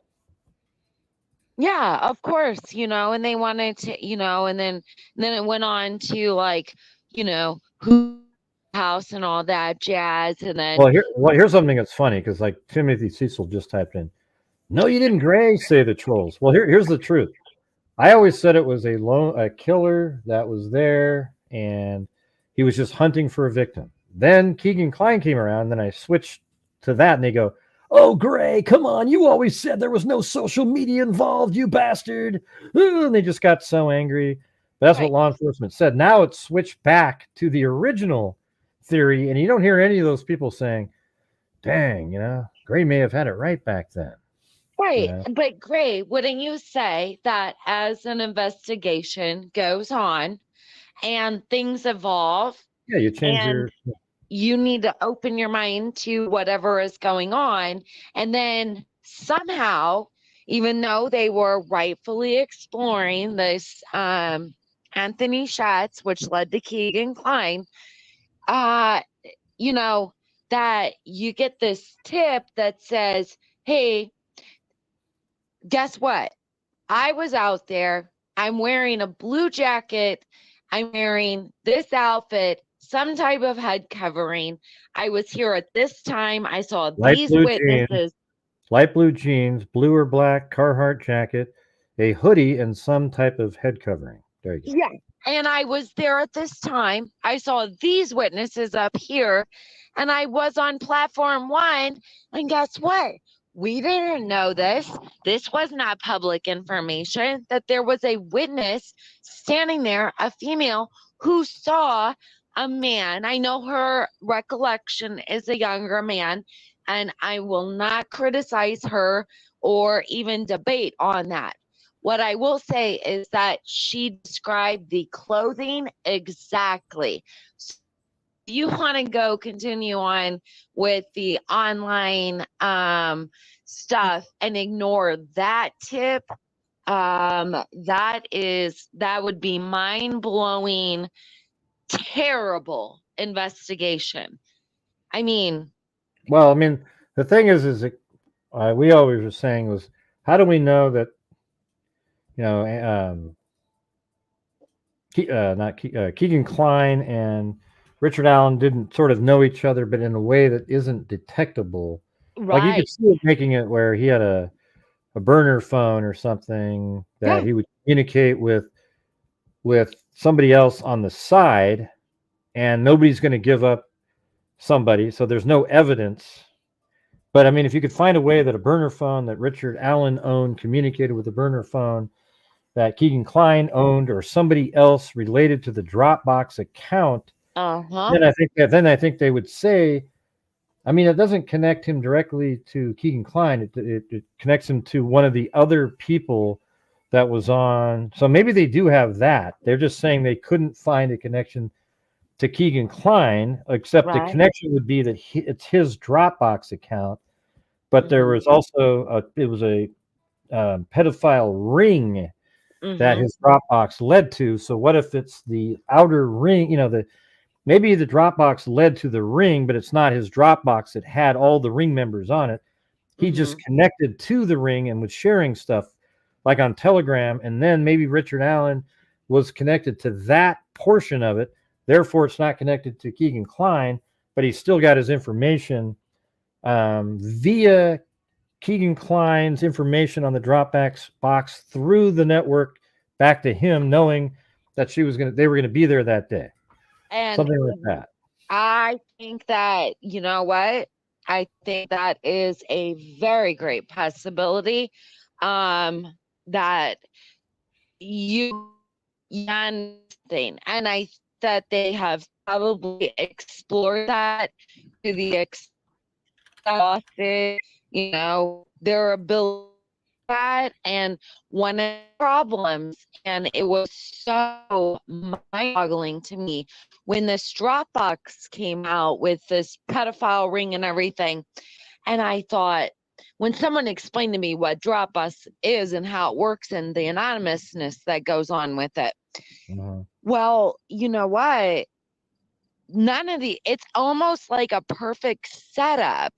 And that's why it was so interesting with Keegan Kline and this whole situation being more than just not necessarily just another pervert, but the kind where they had conversation. But one of the things that Zozo just go ahead. I mean, what are you done with that? Well, as well as these folks that are in that are not going to come forward and be like, I was in it, you know, because they're doing illegal stuff, you know. So that was all I was going to say. And what was it about Zozo?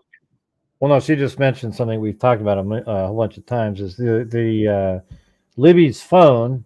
That's something you kind of forget about from time to time, though. But how she factory reset her own phone. Yes. A week before, and they say, it was glitching, and so they. But I mean, it's interesting to think like she factory reset her phone, and that's exactly what Keegan Kline does all the time. But maybe the Anthony Schatz profile convinced her, hey, you know, I really like you, but I'm 17, you're 30. I'll get in trouble. Can you just delete all the stuff? I still want to see you and everything, but can you delete the phone? Just do a factory reset. It'll be good. Because notice how he knew to do he did that to the phone that he apparently found in Las Vegas, the Samsung phone. Right? Yes. Yeah. So like sure he was saying that, so I could see him acting as Anthony Schatz and not wanting, which is interesting, is why would he care that close to the homicides? I mean, he doesn't care about anybody else deleting the shit because he's using Anthony Schatz, but it's almost like he knew something worse was going to happen. You know, this is all speculation because we're saying that it is him that told her to factory reset it, which there's no proof whatsoever at all. And it could have just been that she actually just factory reset her phone, but it seems the timing of it seems ridiculous. Like, it's suspicious. And the thing is, yes, of course, it's innocent until proven guilty, and it's all speculation. And we're just, you know, everybody's just kind of brainstorming and kicking out ideas. And, you know, it is. I would say anytime, in my opinion, you know, I'm not a detective. I don't know how, but I would just say this. In my opinion, I would say if you have a victim, and then they did find this link, so it went further. But if you have a victim that just in a week or so prior had factory reset their phone, that is shouldn't that raise an eyebrow?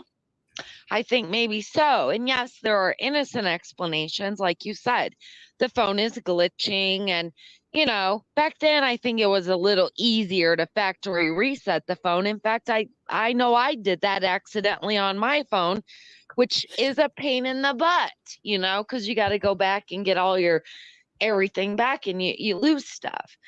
But yeah, that's always suspicious. And then you add in, oh my goodness, here you have the pedophile who is speaking with her and that has the whole ring. So in his Dropbox, it is. Yeah. Well, we don't know the whole ring. We don't know if the whole ring is in his Dropbox. Well, we just know that his Dropbox led to one of that. So he might have been connected to a ring and he was sharing information somewhere else. And maybe that's where Richard Allen got his information, and it's just not connected directly to Keegan Oh, Klein. oh, yes. Wouldn't that be, I think that kind of makes sense. Like, That they is can find no connection between the two. However, he got his information, and maybe he's part of the ring that he's able to see information. Like I could see somebody like Keegan Klein posting, "Hey, I got these two girls are going to show up to this the bridge. They're supposed to be there on Tuesday at some certain time or something," and he posted in there, and people are like, "Ooh, hey, I'll go try," whatever the hell it is, right? I mean, I don't know. Who the hell knows how those things actually work, really? But. Yeah, because we're not involved in that sort of stuff, and it's quite obvious, and it was very awesome for you to share out when you learned about Telegram, how important that information is, because kids are always downloading different apps, and not to go into a different case, but I just applaud that you share that information publicly, because I know a lot of us hadn't heard of it. And if you were to suddenly find that information on your child's phone, that they have some sort of, they are using Telegram, you want to pull them off of that right away, right straight out the box. Get those kids off of it. That's not a place for children. Yeah. And so yeah, what you were saying about, because I had always been thinking, okay, the Dropbox itself was leading to the biggest, pedophile network, and there was not that thought process like you were just describing, where maybe that was kind of his area that maybe he shared with a few people, but then from there it goes on to. Well, I think it's just there's a lot of like tentacles, as somebody put in here, where his Dropbox that has a bunch of like a repository. He gets stuff from other people and puts it there, and he shares stuff with other people, and there's a whole bunch of people doing the sharing, and maybe there's even some money involved out there too from different people who want different things. And who knows if Richard Allen somehow was connected to the same ring that Keegan Klein was connected to, and somehow was able to determine that Abby and Libby were going to be there. And yet the fact remains is that he still got lucky that there was nobody at the bridge right when Abby and Libby got there. There's no way he could plan on them being other people. There could have been, because right after that there was 5 or 6 people there, and right before that there was the 4 girls walking around, and likely some other people, but maybe not. Maybe it was just those 4 girls. I don't know.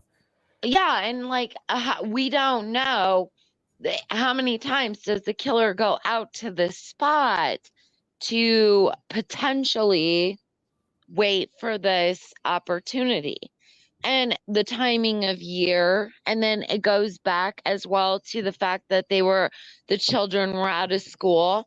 Does that mean that this person was interested in kids? And then, that goes back to the whole tentacles of, the complexity that happens when you have a bunch of perverts online buying, sharing, trading, selling, and the level of depravity within that, from what we know. And I mean, when you read that information, and you had Cool Truth, and you guys read it through, it was something that I had to pause because it was so icky. So a little bit of that was lost on me. However, as far as the way that they conversed with one another, however, the bestiality, I mean, really, this is not just, I have a Dropbox that is passing around photographs. You're talking about some really even more deep, dark, disturbing stuff, which is not too big of a leap at that point to say it could be connected to the murders by this buying and trading and selling, especially when you have that particular individual in contact with the victims. Right. And you know what? As disgusting as it all is, it very well could be a sick coincidence. But nonetheless, you got Liberty and her video, and this whole investigation led at least to the charges for Keegan Klein. Right. And all right. Well, I want to make sure I don't want to just keep rambling on here. I'm going to go on to something else, but maybe we can get some other people to call in and chat a little you bit. hope so. We hope so. We hope so. You were on for a while. What was that? Could I share one more thought with you? Yeah, what's that? Okay, so prior to the arrest, would it be like, as far as the brazenness of the crime and the daylight, everything like that, and 2 victims, etc., would you have been surprised to learn that if they made an arrest, that the suspect would threaten the detective during one of their conversations? I don't know what you're referring to, I guess. I'm referring to the you're gonna, now it's not gonna be exactly quotes, but you're gonna pay for what you did to my wife. Leave her the F out of this. Oh, that part. Yeah, I don't know. In fact, leave me the like F out of I this. think it was more like a legal threat, but yeah, But that's no big deal. Yeah. Okay. Would that surprise you to learn? Not really. Yeah, given the boldness, because usually they don't do that. Usually, if you are an innocent witness that is like, I'm going to cooperate, so, we give permission for this and search my vehicle and everything else, and I'm going to come sit with you for another interview. And I do know my lawyer rights, because we know how that went with the conversation. So I'm not interested in playing the Miranda rights and the lawyer rights game, because he apparently knew. But this witness would then turn around and threaten the detective during this conversation, to me, that's unusual. Yeah, I mean, not unless you're pissed off or something. But anyways, I got another person that's going to come up here, but Great, perfect. We'll get on that. All right. Well, thanks for coming in. Yeah, and I'm glad that you explained it the way you did. It was really cool, because I gathered what you're putting down there, and there you go. I don't know. It may or may not be related. Hopefully we find out, but we got one guy in the slammer for his perviness, and let's see what happens with this other situation. And if you're going to confess, do it bold. All right. Have a good one. All right. Thanks for all you do. All right. Thanks. You too. Well, there you go. Well, look at that. Hey, how do I get myself on here? Wait, how do I get both of us? Does that work? Oh, I got to do my own. Hey, there we go. Can you hear? I can't hear you. Is your mic on? Are you muted? Let me see. Oh, wait. Yeah, I see you're muted. You got that little, there you go. Oh, I can't hear you now either. But you're not muted anymore. I can see that over on the. And thanks, this account. That was fun. I just like to. Oh, there you go. I can hear something now. Now, can you hear me? Yep, we can hear you now. Okay. You know what it is? I have to take my headset out. Well, I'm just going to say this, that you and I both know that I first of all believe it's him. Secondly, I believe, and I will believe, that Keegan Klein is somehow involved, even though they're saying no. And I believe that Libby and Abby was his target. That's my feeling. I'm just testing these out, trying to feel like. So yeah, I mean that's what it seems like. But you know, when they say that there's no connection between Keegan Klein, so maybe you know he targeted them some other way other than. But I mean, then you're thinking, man, there was two different sets of people targeting Libby. Keegan Yeah, Klein and Anthony I Scott. don't buy that for a minute. Nah, I don't buy that for a minute, Greg. But I really think that you know, when things go to trial and all this, we'll find out really how it went down. But you know, in the course of all these years, there's so much, you know, Monday morning quarterbacking saying, well, you know, this could have happened, that could have happened, that, and this and this.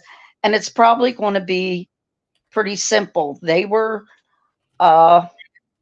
thinking they were with Anthony Schatz, who was Keegan Klein, and with all the,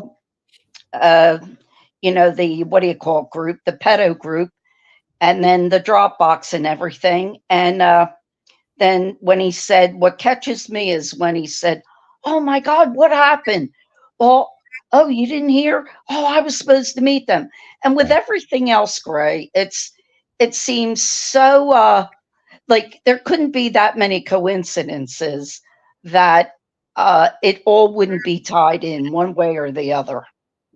And that's just me. And then you got the Wabash River, that too. And then it just and you know, it's like everybody has. It's just so weird that they're searching the Wabash River. Yeah. For 3 freaking weeks, they really believed in something. They did. And then 1 week before they're done searching, they get a tip. Probably actually mentioned the name Richard Allen, but they continued to search for another week after even getting that tip. But then maybe it was after that they finally got into and found the tip, and then that, you know, so maybe they were still into Keegan Klein, but they did get that side tip. And then when they looked into it, they went, "Oh my God," you know. Yeah. It's like, you know, I originally thought that Keegan Klein maybe slipped him the name, but man, I don't know. 40 years in prison. Doesn't sound. And you know what? If you were arrested, okay, we all know that the pedophile thing, he got caught with it with his pants down, and you know, and he knows it. You know it. We all know it. Okay. Pardon the pun. Yeah, that was a pun. Now, listen, Cray. Now I lost my train of thought, bud. Now listen. But if you that is a far stretch from murder and the horrendous, sick way these poor kids were killed. Now, you'd be on there screaming and yelling about, I didn't murder these girls. Like, what are you crazy? I'd be going off like a maniac saying to prove my innocence. Yeah, he hasn't done a damn thing. He really hasn't. He's confessed is what he's done. I mean, it's the exact opposite of what you're saying. Like normal people would say, you guys, you got the wrong guy. I didn't do this. All right. Of course. I'm being framed or whatever you want to say, but you'd say something. Instead of that, he's confessed multiple times in one phone call to his wife and his mom and also various other social workers and a whole bunch of other people. And Gray, why do you, if it's true, I just heard you say if he wanted to kill himself. Why? For what? You didn't do anything. Right. So apparently why? Before, because he had the watch on him, like the suicide watch. They just added that back because of this. Were you here yesterday? Because they did the. No. Oh, because they did. This is my first day back. All right, let's see, how do I do this? Let me think back in time. I don't really know how far, I don't remember where it first came from, but anyways, it was, somebody made I do have it. Do you mind if you can keep talking. I'll find the. Yeah, well, like I said, they're going to say, oh, he confessed, but they know that the phone is taped. He knows he's being taped. And but so why he did that, he was under duress. Well, Gray, there's too much, and there's a lot more that we don't know about, really. There's a lot more that the police will not give out. Well, they're not going to say, because the prosecution is doing it the way they're supposed to. The defense, of course, wants to point out every single thing that makes their guy look good, but none of the bad stuff. Yeah. But I've been a little lax with following. I've been busy. Yeah, let me show you this. I'll put it on the screen at the same time. Okay. Yeah, so it's right here. It says Richard Allen attempted suicide last night. This is Toria B. She called in yesterday. It's pretty okay. Oh, we just talked about stuff. Not sure of his status, but I think he's still alive. He has been crying a lot lately, I guess, and saying, "I'm so sorry I killed those girls." This information came from someone I am Facebook friends who was told by another inmate there. So that's pretty, close there. Apparently he's attempted several times, so it might not be in the news. And this one just happened in the rec yard, etc.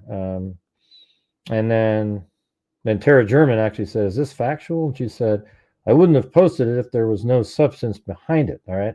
So then there was that. Then I texted, somebody, that would know the answer, like a little, an actual, and they said, I said, it was pretty interesting how this played out, because I said, I told them, I said, people are saying Richard Allen tried to take his own life. Apparently 2 inmates told people on the outside. And that is the thing. That's 2 different people have different inmates.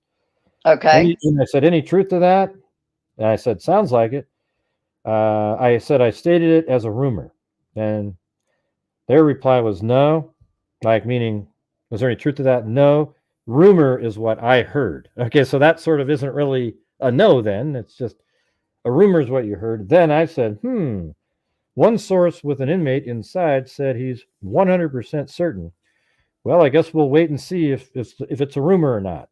Then, I don't know, hours later, I got a reply, or an hour later, it says, I heard he was hanging upside down from a basketball goal, climbed up, non-life threatening, but who knows, right? So then that to me verifies that there was something that was happening in there. And then, then there was another, this one right here. This is the other person. He actually communicates with inmates in prisons for a podcast he does. He said, yes, he climbed to the top of the inside enclosure, put rope around his neck and jumped. Officers rushed to his aid, and that was that. He's probably on suicide watch right now. Then apparently, today, the information is this one right here from that same person. He said, this is in response I got from an inmate who is a few cells down from Allen. When I asked about how he got the rope, he cut it off his bed sheet. Typically, inmates use the side of the metal door to rip it off or their teeth. He climbed up the basketball hoop as high as he could go before being noticed, tied a rope around his neck and jumped down. This is from not only him, but 2 other inmates in the same unit. Allen is on suicide watch again. If anything else pops up, I'll let you know. Right. So, so I think that sounds like pretty. Well, it does sound legit. I will say that. Yeah. But, with everything from the picture that Libby took, from, the evidence they got from his house, from him putting himself there, a biggie, and the time, Gray, it would be better that this case stops being like a circus and just confess, just give it up. Let these families get their justice that's keeping them grounded in grief and the kids. It's God's 7 years? And I followed it, from day one. And it just 7 years and 2 months. Yeah, it's just really, really sad that they have to make such a spectacle of this Odinist stuff and everything. Just, give it up. I know they're not going to trial until when? October now?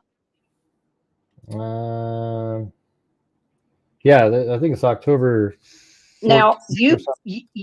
you got a ticket. Are you still going to go, Gray? Well, yeah, I had to like cancel all of it, but we had to. It's like a credit now. But yeah, Right.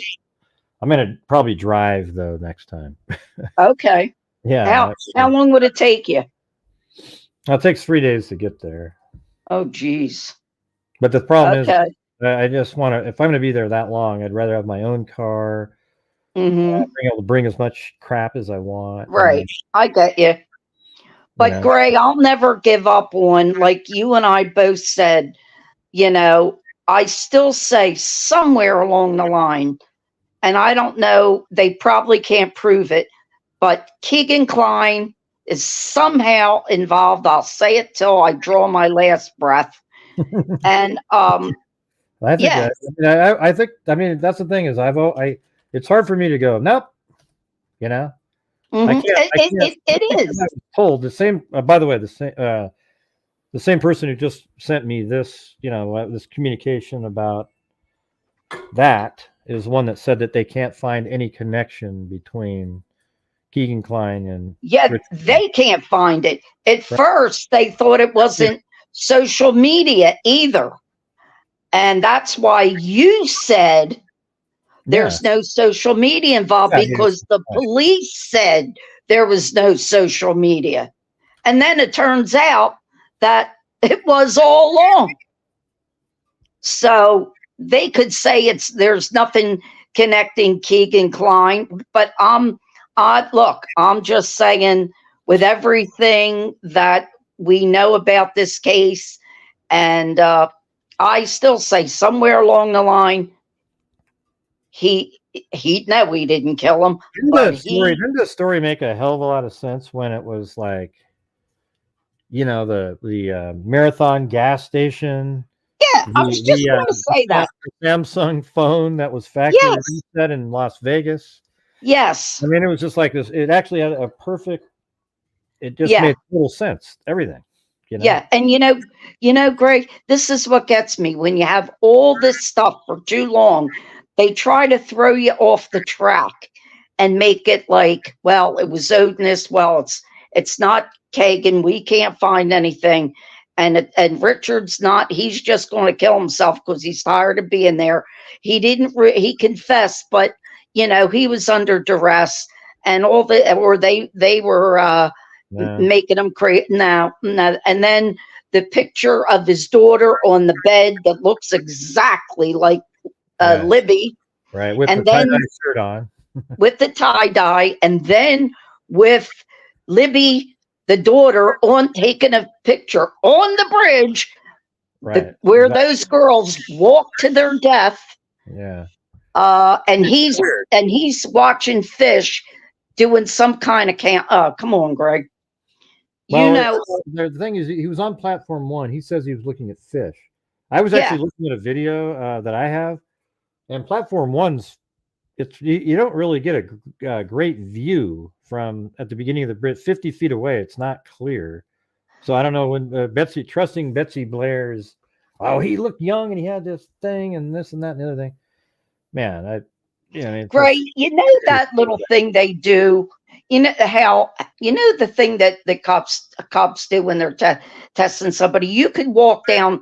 Say you walk down an aisle. And I only got one shot at looking at you and seeing what you have on in the whole 9 yards. And then they do it to somebody else. Then they do it to somebody else. Do you know most of the time, that short a time, we'll get mostly everything wrong about you. We might get, you had glasses on. But other than that, we'll forget what shirt you had on, what shoes you had on, if you had sneakers on or whatever. And people, when they do a visual, it's different. Everybody sees something different. I mean, look at the picture, the second description they put out. he looked like a young guy with curly hair. Well, he had a hat on. So how do you know he had that crop of hair? I mean, yeah, like Fig Sauls has a pretty interesting. There's a video where he has like this person goes into a class and they take somebody goes in and grabs a briefcase in front of the class and the teacher's like, oh, that guy stole the briefcase, and he walks out with it. And then the person comes back into the room wearing exactly the same clothes. Or they asked everybody, what do you think you look like? And they had thought in their mind. yeah. Said what he looked like. And then he came back in the room and they said, no, that's not the guy, but it was. You see, exactly see what I mean? Clothing on. Yeah. Everybody will give a different description. Right. That's what I mean. It's like, it just happens. And I saw it on different, shows with people trying to give a description, but the best one was what Libby took. And the guy has the jacket, the jeans, and to me, he definitely came out prepared, because you saw the gun, the shape of the gun in the right pocket. You saw it there. He was dressed up, and it was a warm day that day. Unseasonably warm that day, February 13th, and he was dressed up like he was. Well, it wasn't really as warm as the thing is. That's one of those things that's sort of a. I mean, it might have been warmer than normal, but it was 43 degrees. That's pretty, but what I mean for that time, that in that place in Delphi, the kids didn't even want to wear their jackets. Yeah, no. Here's the thing: it was sunny. It was completely sunny. Mm-hmm. What kids always do when it's 43 and sunny, oh man, it's hotter than hell, and they shed everything. They pretend like it's great, but adults wear clothes because they're like, it's actually cold out here. Then what was weird though is after that it got up to 60 something later in the week. So a lot of the people in the town conflate how warm it was. Okay. With that first date, but it was still sunny though, so it was probably felt warm to them. Yeah, and it was early, sort of early, and I mean, but he looked. You could tell that he had definitely something in his pocket that looked like a gun. We all saw it, and like he came prepared. Let's just say that he came prepared. But they say great timing in life is everything. To go out there that brazen on a nice day in the afternoon, not knowing who was going to come behind him. But he might have not thought a lot of people would be there during the time he was there, unless he knew that school was out. If he didn't know that school was out, it would have just been a straggler jogger or somebody walking around, Well, Greg, think about it. I think he knew the school was out. You're in a little town like that. He works in CVS. And somebody he had could a daughter that probably went to school there. Maybe got an email or something. Yeah, that's nothing to know. He could have knew that, and just with everything that might have been sent to him, he thought, well, this is it. And for him, for not to have anybody in front of them or behind them, and then once those kids were on that bridge, they were done.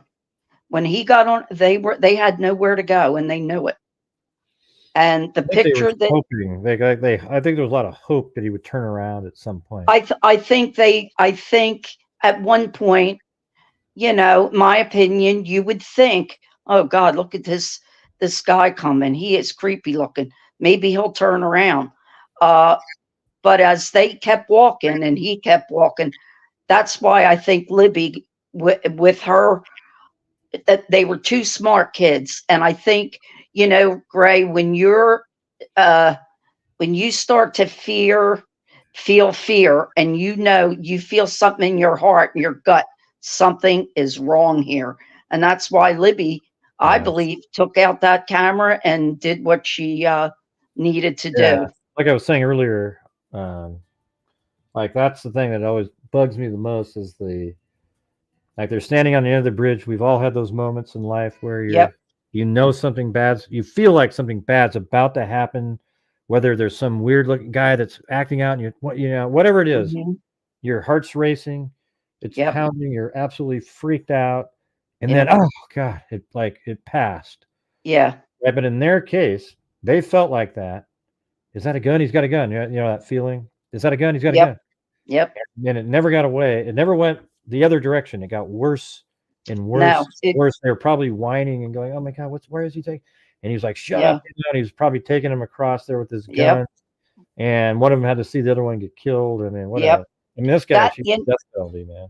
Like, Gray, this case when it came out, I think what has just grasped everybody's attention with this case, that it is basically known everywhere and everybody wants justice, is because of the fact that we all saw him walk in on that bridge, and we didn't know everything that happened to them, but we saw him walking, we heard down the hill, and then when we found out what happened to these girls, it's just grabbed everybody, and people want to know everything about it. And because when it came on our news station and it said everybody, all the news reporters were going, here is the guy that they believe murdered these girls. Look, he's walking on the bridge. And they started calling him Bridge Guy. And it was like, oh my God, look, she took a picture of this guy.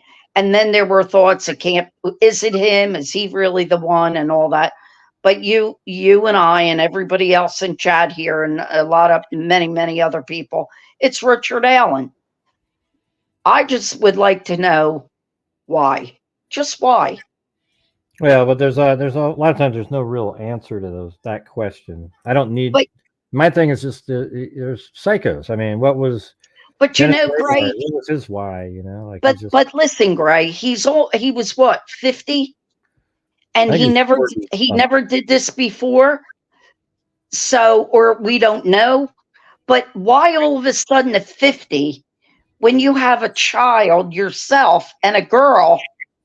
Why all of a sudden do you go? Maybe Libby was like a surrogate for something. Maybe to that extreme. Well, the way his daughter looked on that bed, I mean, I thought it was Libby at first when I looked at it. It was unbelievable. So I don't know how he snapped but I would like, if he ever confesses for real to the job, I would just like to get into his head and find out why. Well, I think he's confessed for real multiple times. It's just the defense isn't allowing. It's kind of gross in a way. Like, he's confessed, and instead of the defense going, "Wow, what kind of deal can we get for him?" They're literally trying to get off a killer of 2 girls, and all these wackos out there are believing in him. Like, they believe it. They believe like he somehow it was a false confession because he was being tortured in prison or something. But it's absolutely bogus. I mean, he was reading, he was exercising, everything was fine. And then when he confessed, then they realized the gravity of it all, and they knew it was being recorded, that they had to then shift and make it seem like he was being treated poorly, and like he was going crazy. Well, papers, drooling. We all remember that. Well, maybe I should phrase it another way. Yeah, he did confess, but I mean in court this time, and then I'd like to really someday find out what the whole deal was, why, and if Keegan is implicated somehow, some way. We might know eventually. I don't know, but for him to kill himself would be horrible, not for him, but for the families not finding out and him paying his dues. Well, I think that would answer the question, actually. And then it would also, maybe the prosecution could just come forward with the case that they had and let people know what was on it. You know, Well, it's great. like, you know, so you know, like when a serial killer dies, and Oh yeah. like he dies before he's arrested because DNA, they still come Yeah. out and tell you like the facts of why they Right. believe the person. So Yeah. Well, it was. We're still holding on, and I'll be happy just like you and everybody else to let this thing go to trial for these families, because and these girls, it's just incredibly heartbreaking. And so it was good talking to you. And how is Blue, Gray? I think he's doing okay. He's let me see if I got him. He seems like he's running around. I mean, he's laying over there. Well, that's an old picture, but that one's not live right now. But yeah, he's doing good. You know? Good. Well, you know, I just want to apologize being lost in action, but you know how it is, Gray. Well, I've told you, you know what's going on. Yeah. But hey, we all miss you over here. Yeah. Well, I miss you too. My friend's in my childhood friend is the cousin of the one that died in the hospital. So we thought we were going to go through that again. And I just said, I can't do this again. But she's in a rehab now. And she's still holding her own, but I don't know, Gray. Yeah. We'll see how it turns out. I saw a Stevie picture you put. It looks just like Blue. It's weird. Yeah, I'm telling you, doesn't he? They're related. You would look at Stevie. See if you, Stevie. Yeah. Come here, baby. Yeah, put the face up there. Oh, there he is. Look at that. It's like a. Don't yawn. Stevie. Oh, here he is, Gray. Look.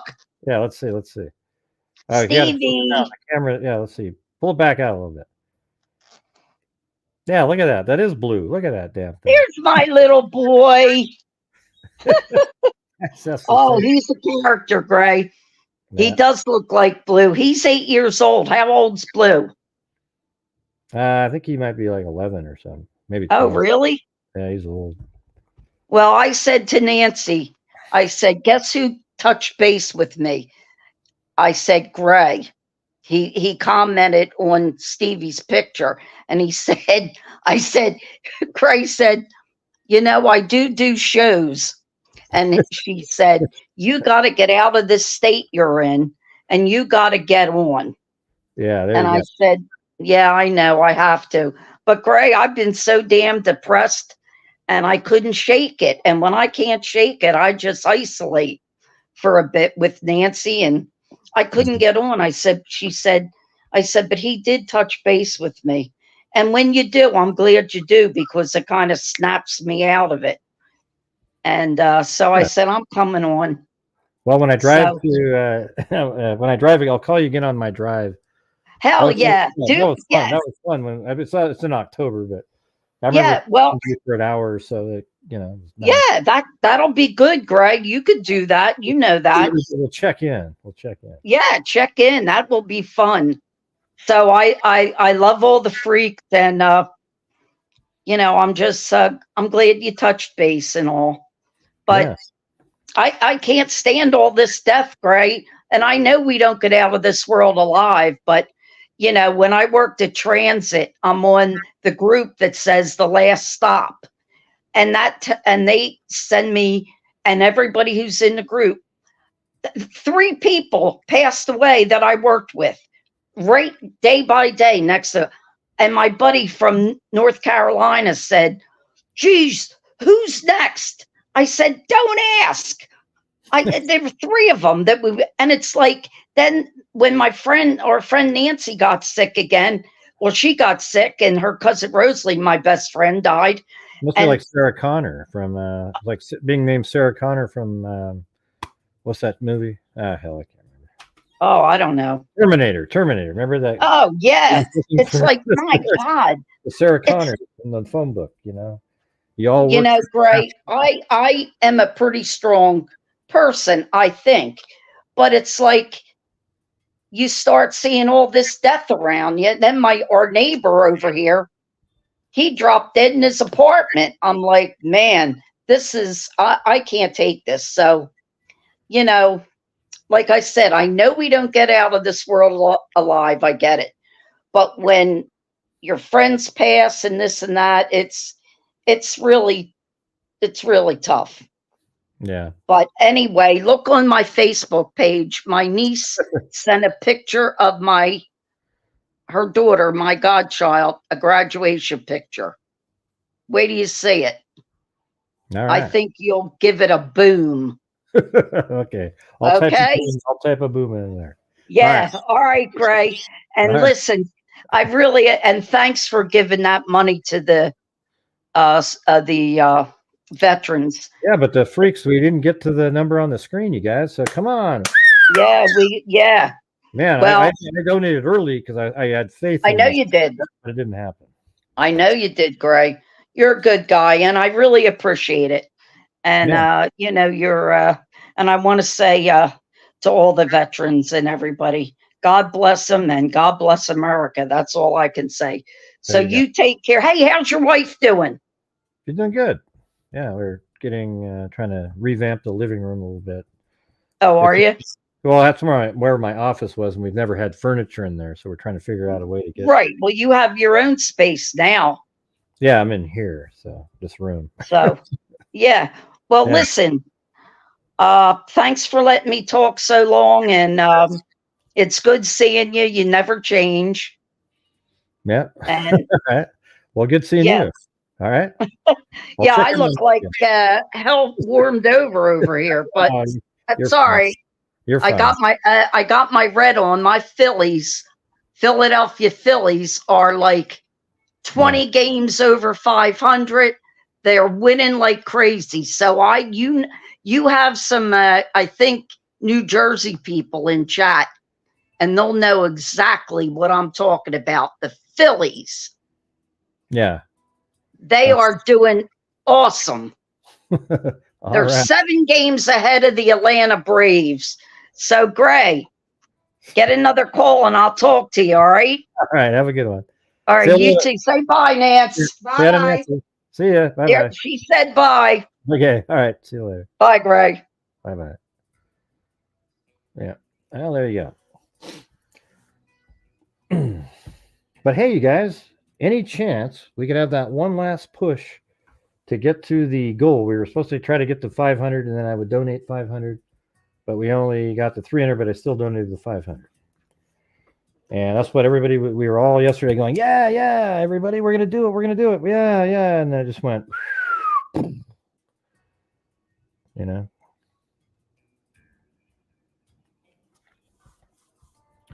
Thank you, Lillian. Best team in baseball.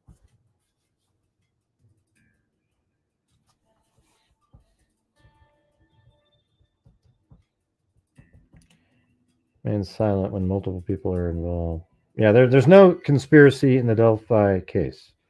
I think the Delphi case was a case where it was a smaller town. It wasn't really prepared right at the beginning, so they got the FBI in there, Indiana State Police, etc. But I think they were probably battling. You know, the FBI had one stuff, and the other guys had the other ones. And they weren't. You know, I just have a feeling like people were just kind of fast and furiously looking for something, and it wasn't being meticulously information being collected at the beginning, and it just sort of, you know, that's what led to it taking. I think they all worked their asses off, but it just wasn't organized quite right, it sounds like.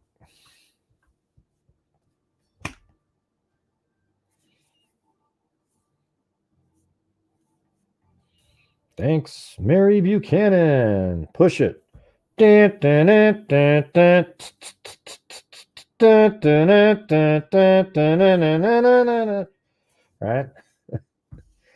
Push it. The last push. See if anybody joins in with Mary Buchanan. Yeah, let me just tell you guys this right here. If you're one of the people that's watching right now randomly, and you believe in the Odinist stuff, you are a lunatic, all right? Look in the mirror and visualize a rodeo clown looking right back at you, because that's what you are. If you literally believe in the Brad Holder, or whatever his name is, Holder, the rest of the people being somehow part of something, Elvis Fields, you are an absolute idiot. All right. And that's just the truth. I don't know how else to tell it to you.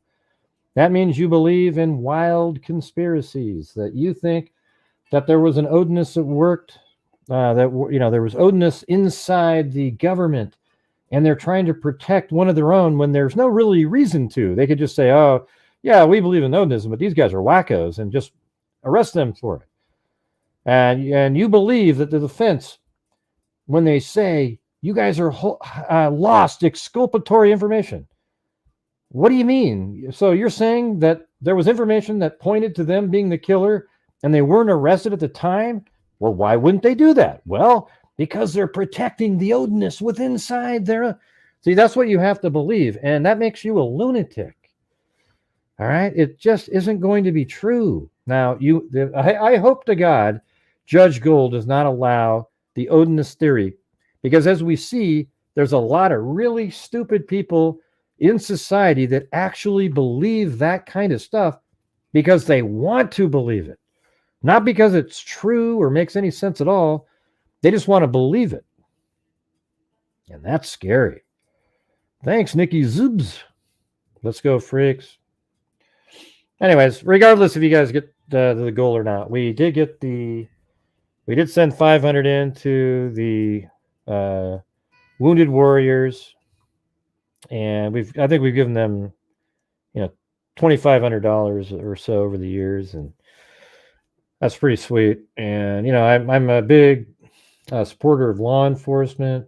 And are there bad people from time to time in that field? Yeah, but aren't you glad that there's law enforcement out there, for God's sakes?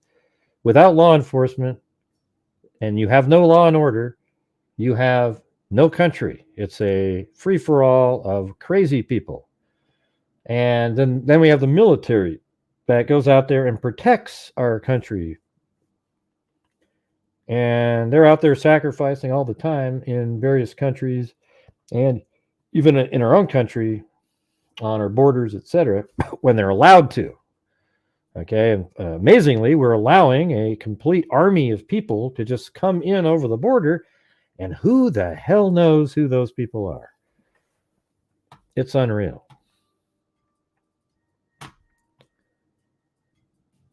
Now, I don't want to see any Odinist anything on the screen. I don't want any. I hope that all of that stuff is not allowed. It cannot be allowed.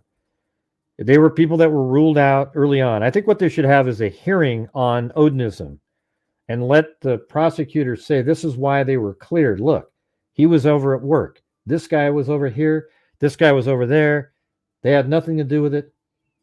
And then, just something like that. I mean, why? But that's so lame to have to do that, though. It's ridiculous.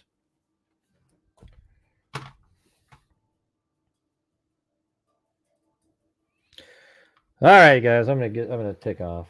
Thank you all for being here tonight. I appreciate it. Thanks, Nikki Zubs and Mary Buchanan there. So thanks to Ivan Victor, Wendy Van Rokel, Paulette Leonard, Donna Elsas, M. Jordan Jarding, Allie Cake, and then Allie Cake with a cat eye donation. Tito, I mean, without Allie Cake, we wouldn't have been close, even though you guys all said, oh, yeah, tomorrow, Gray, we'll definitely get to the...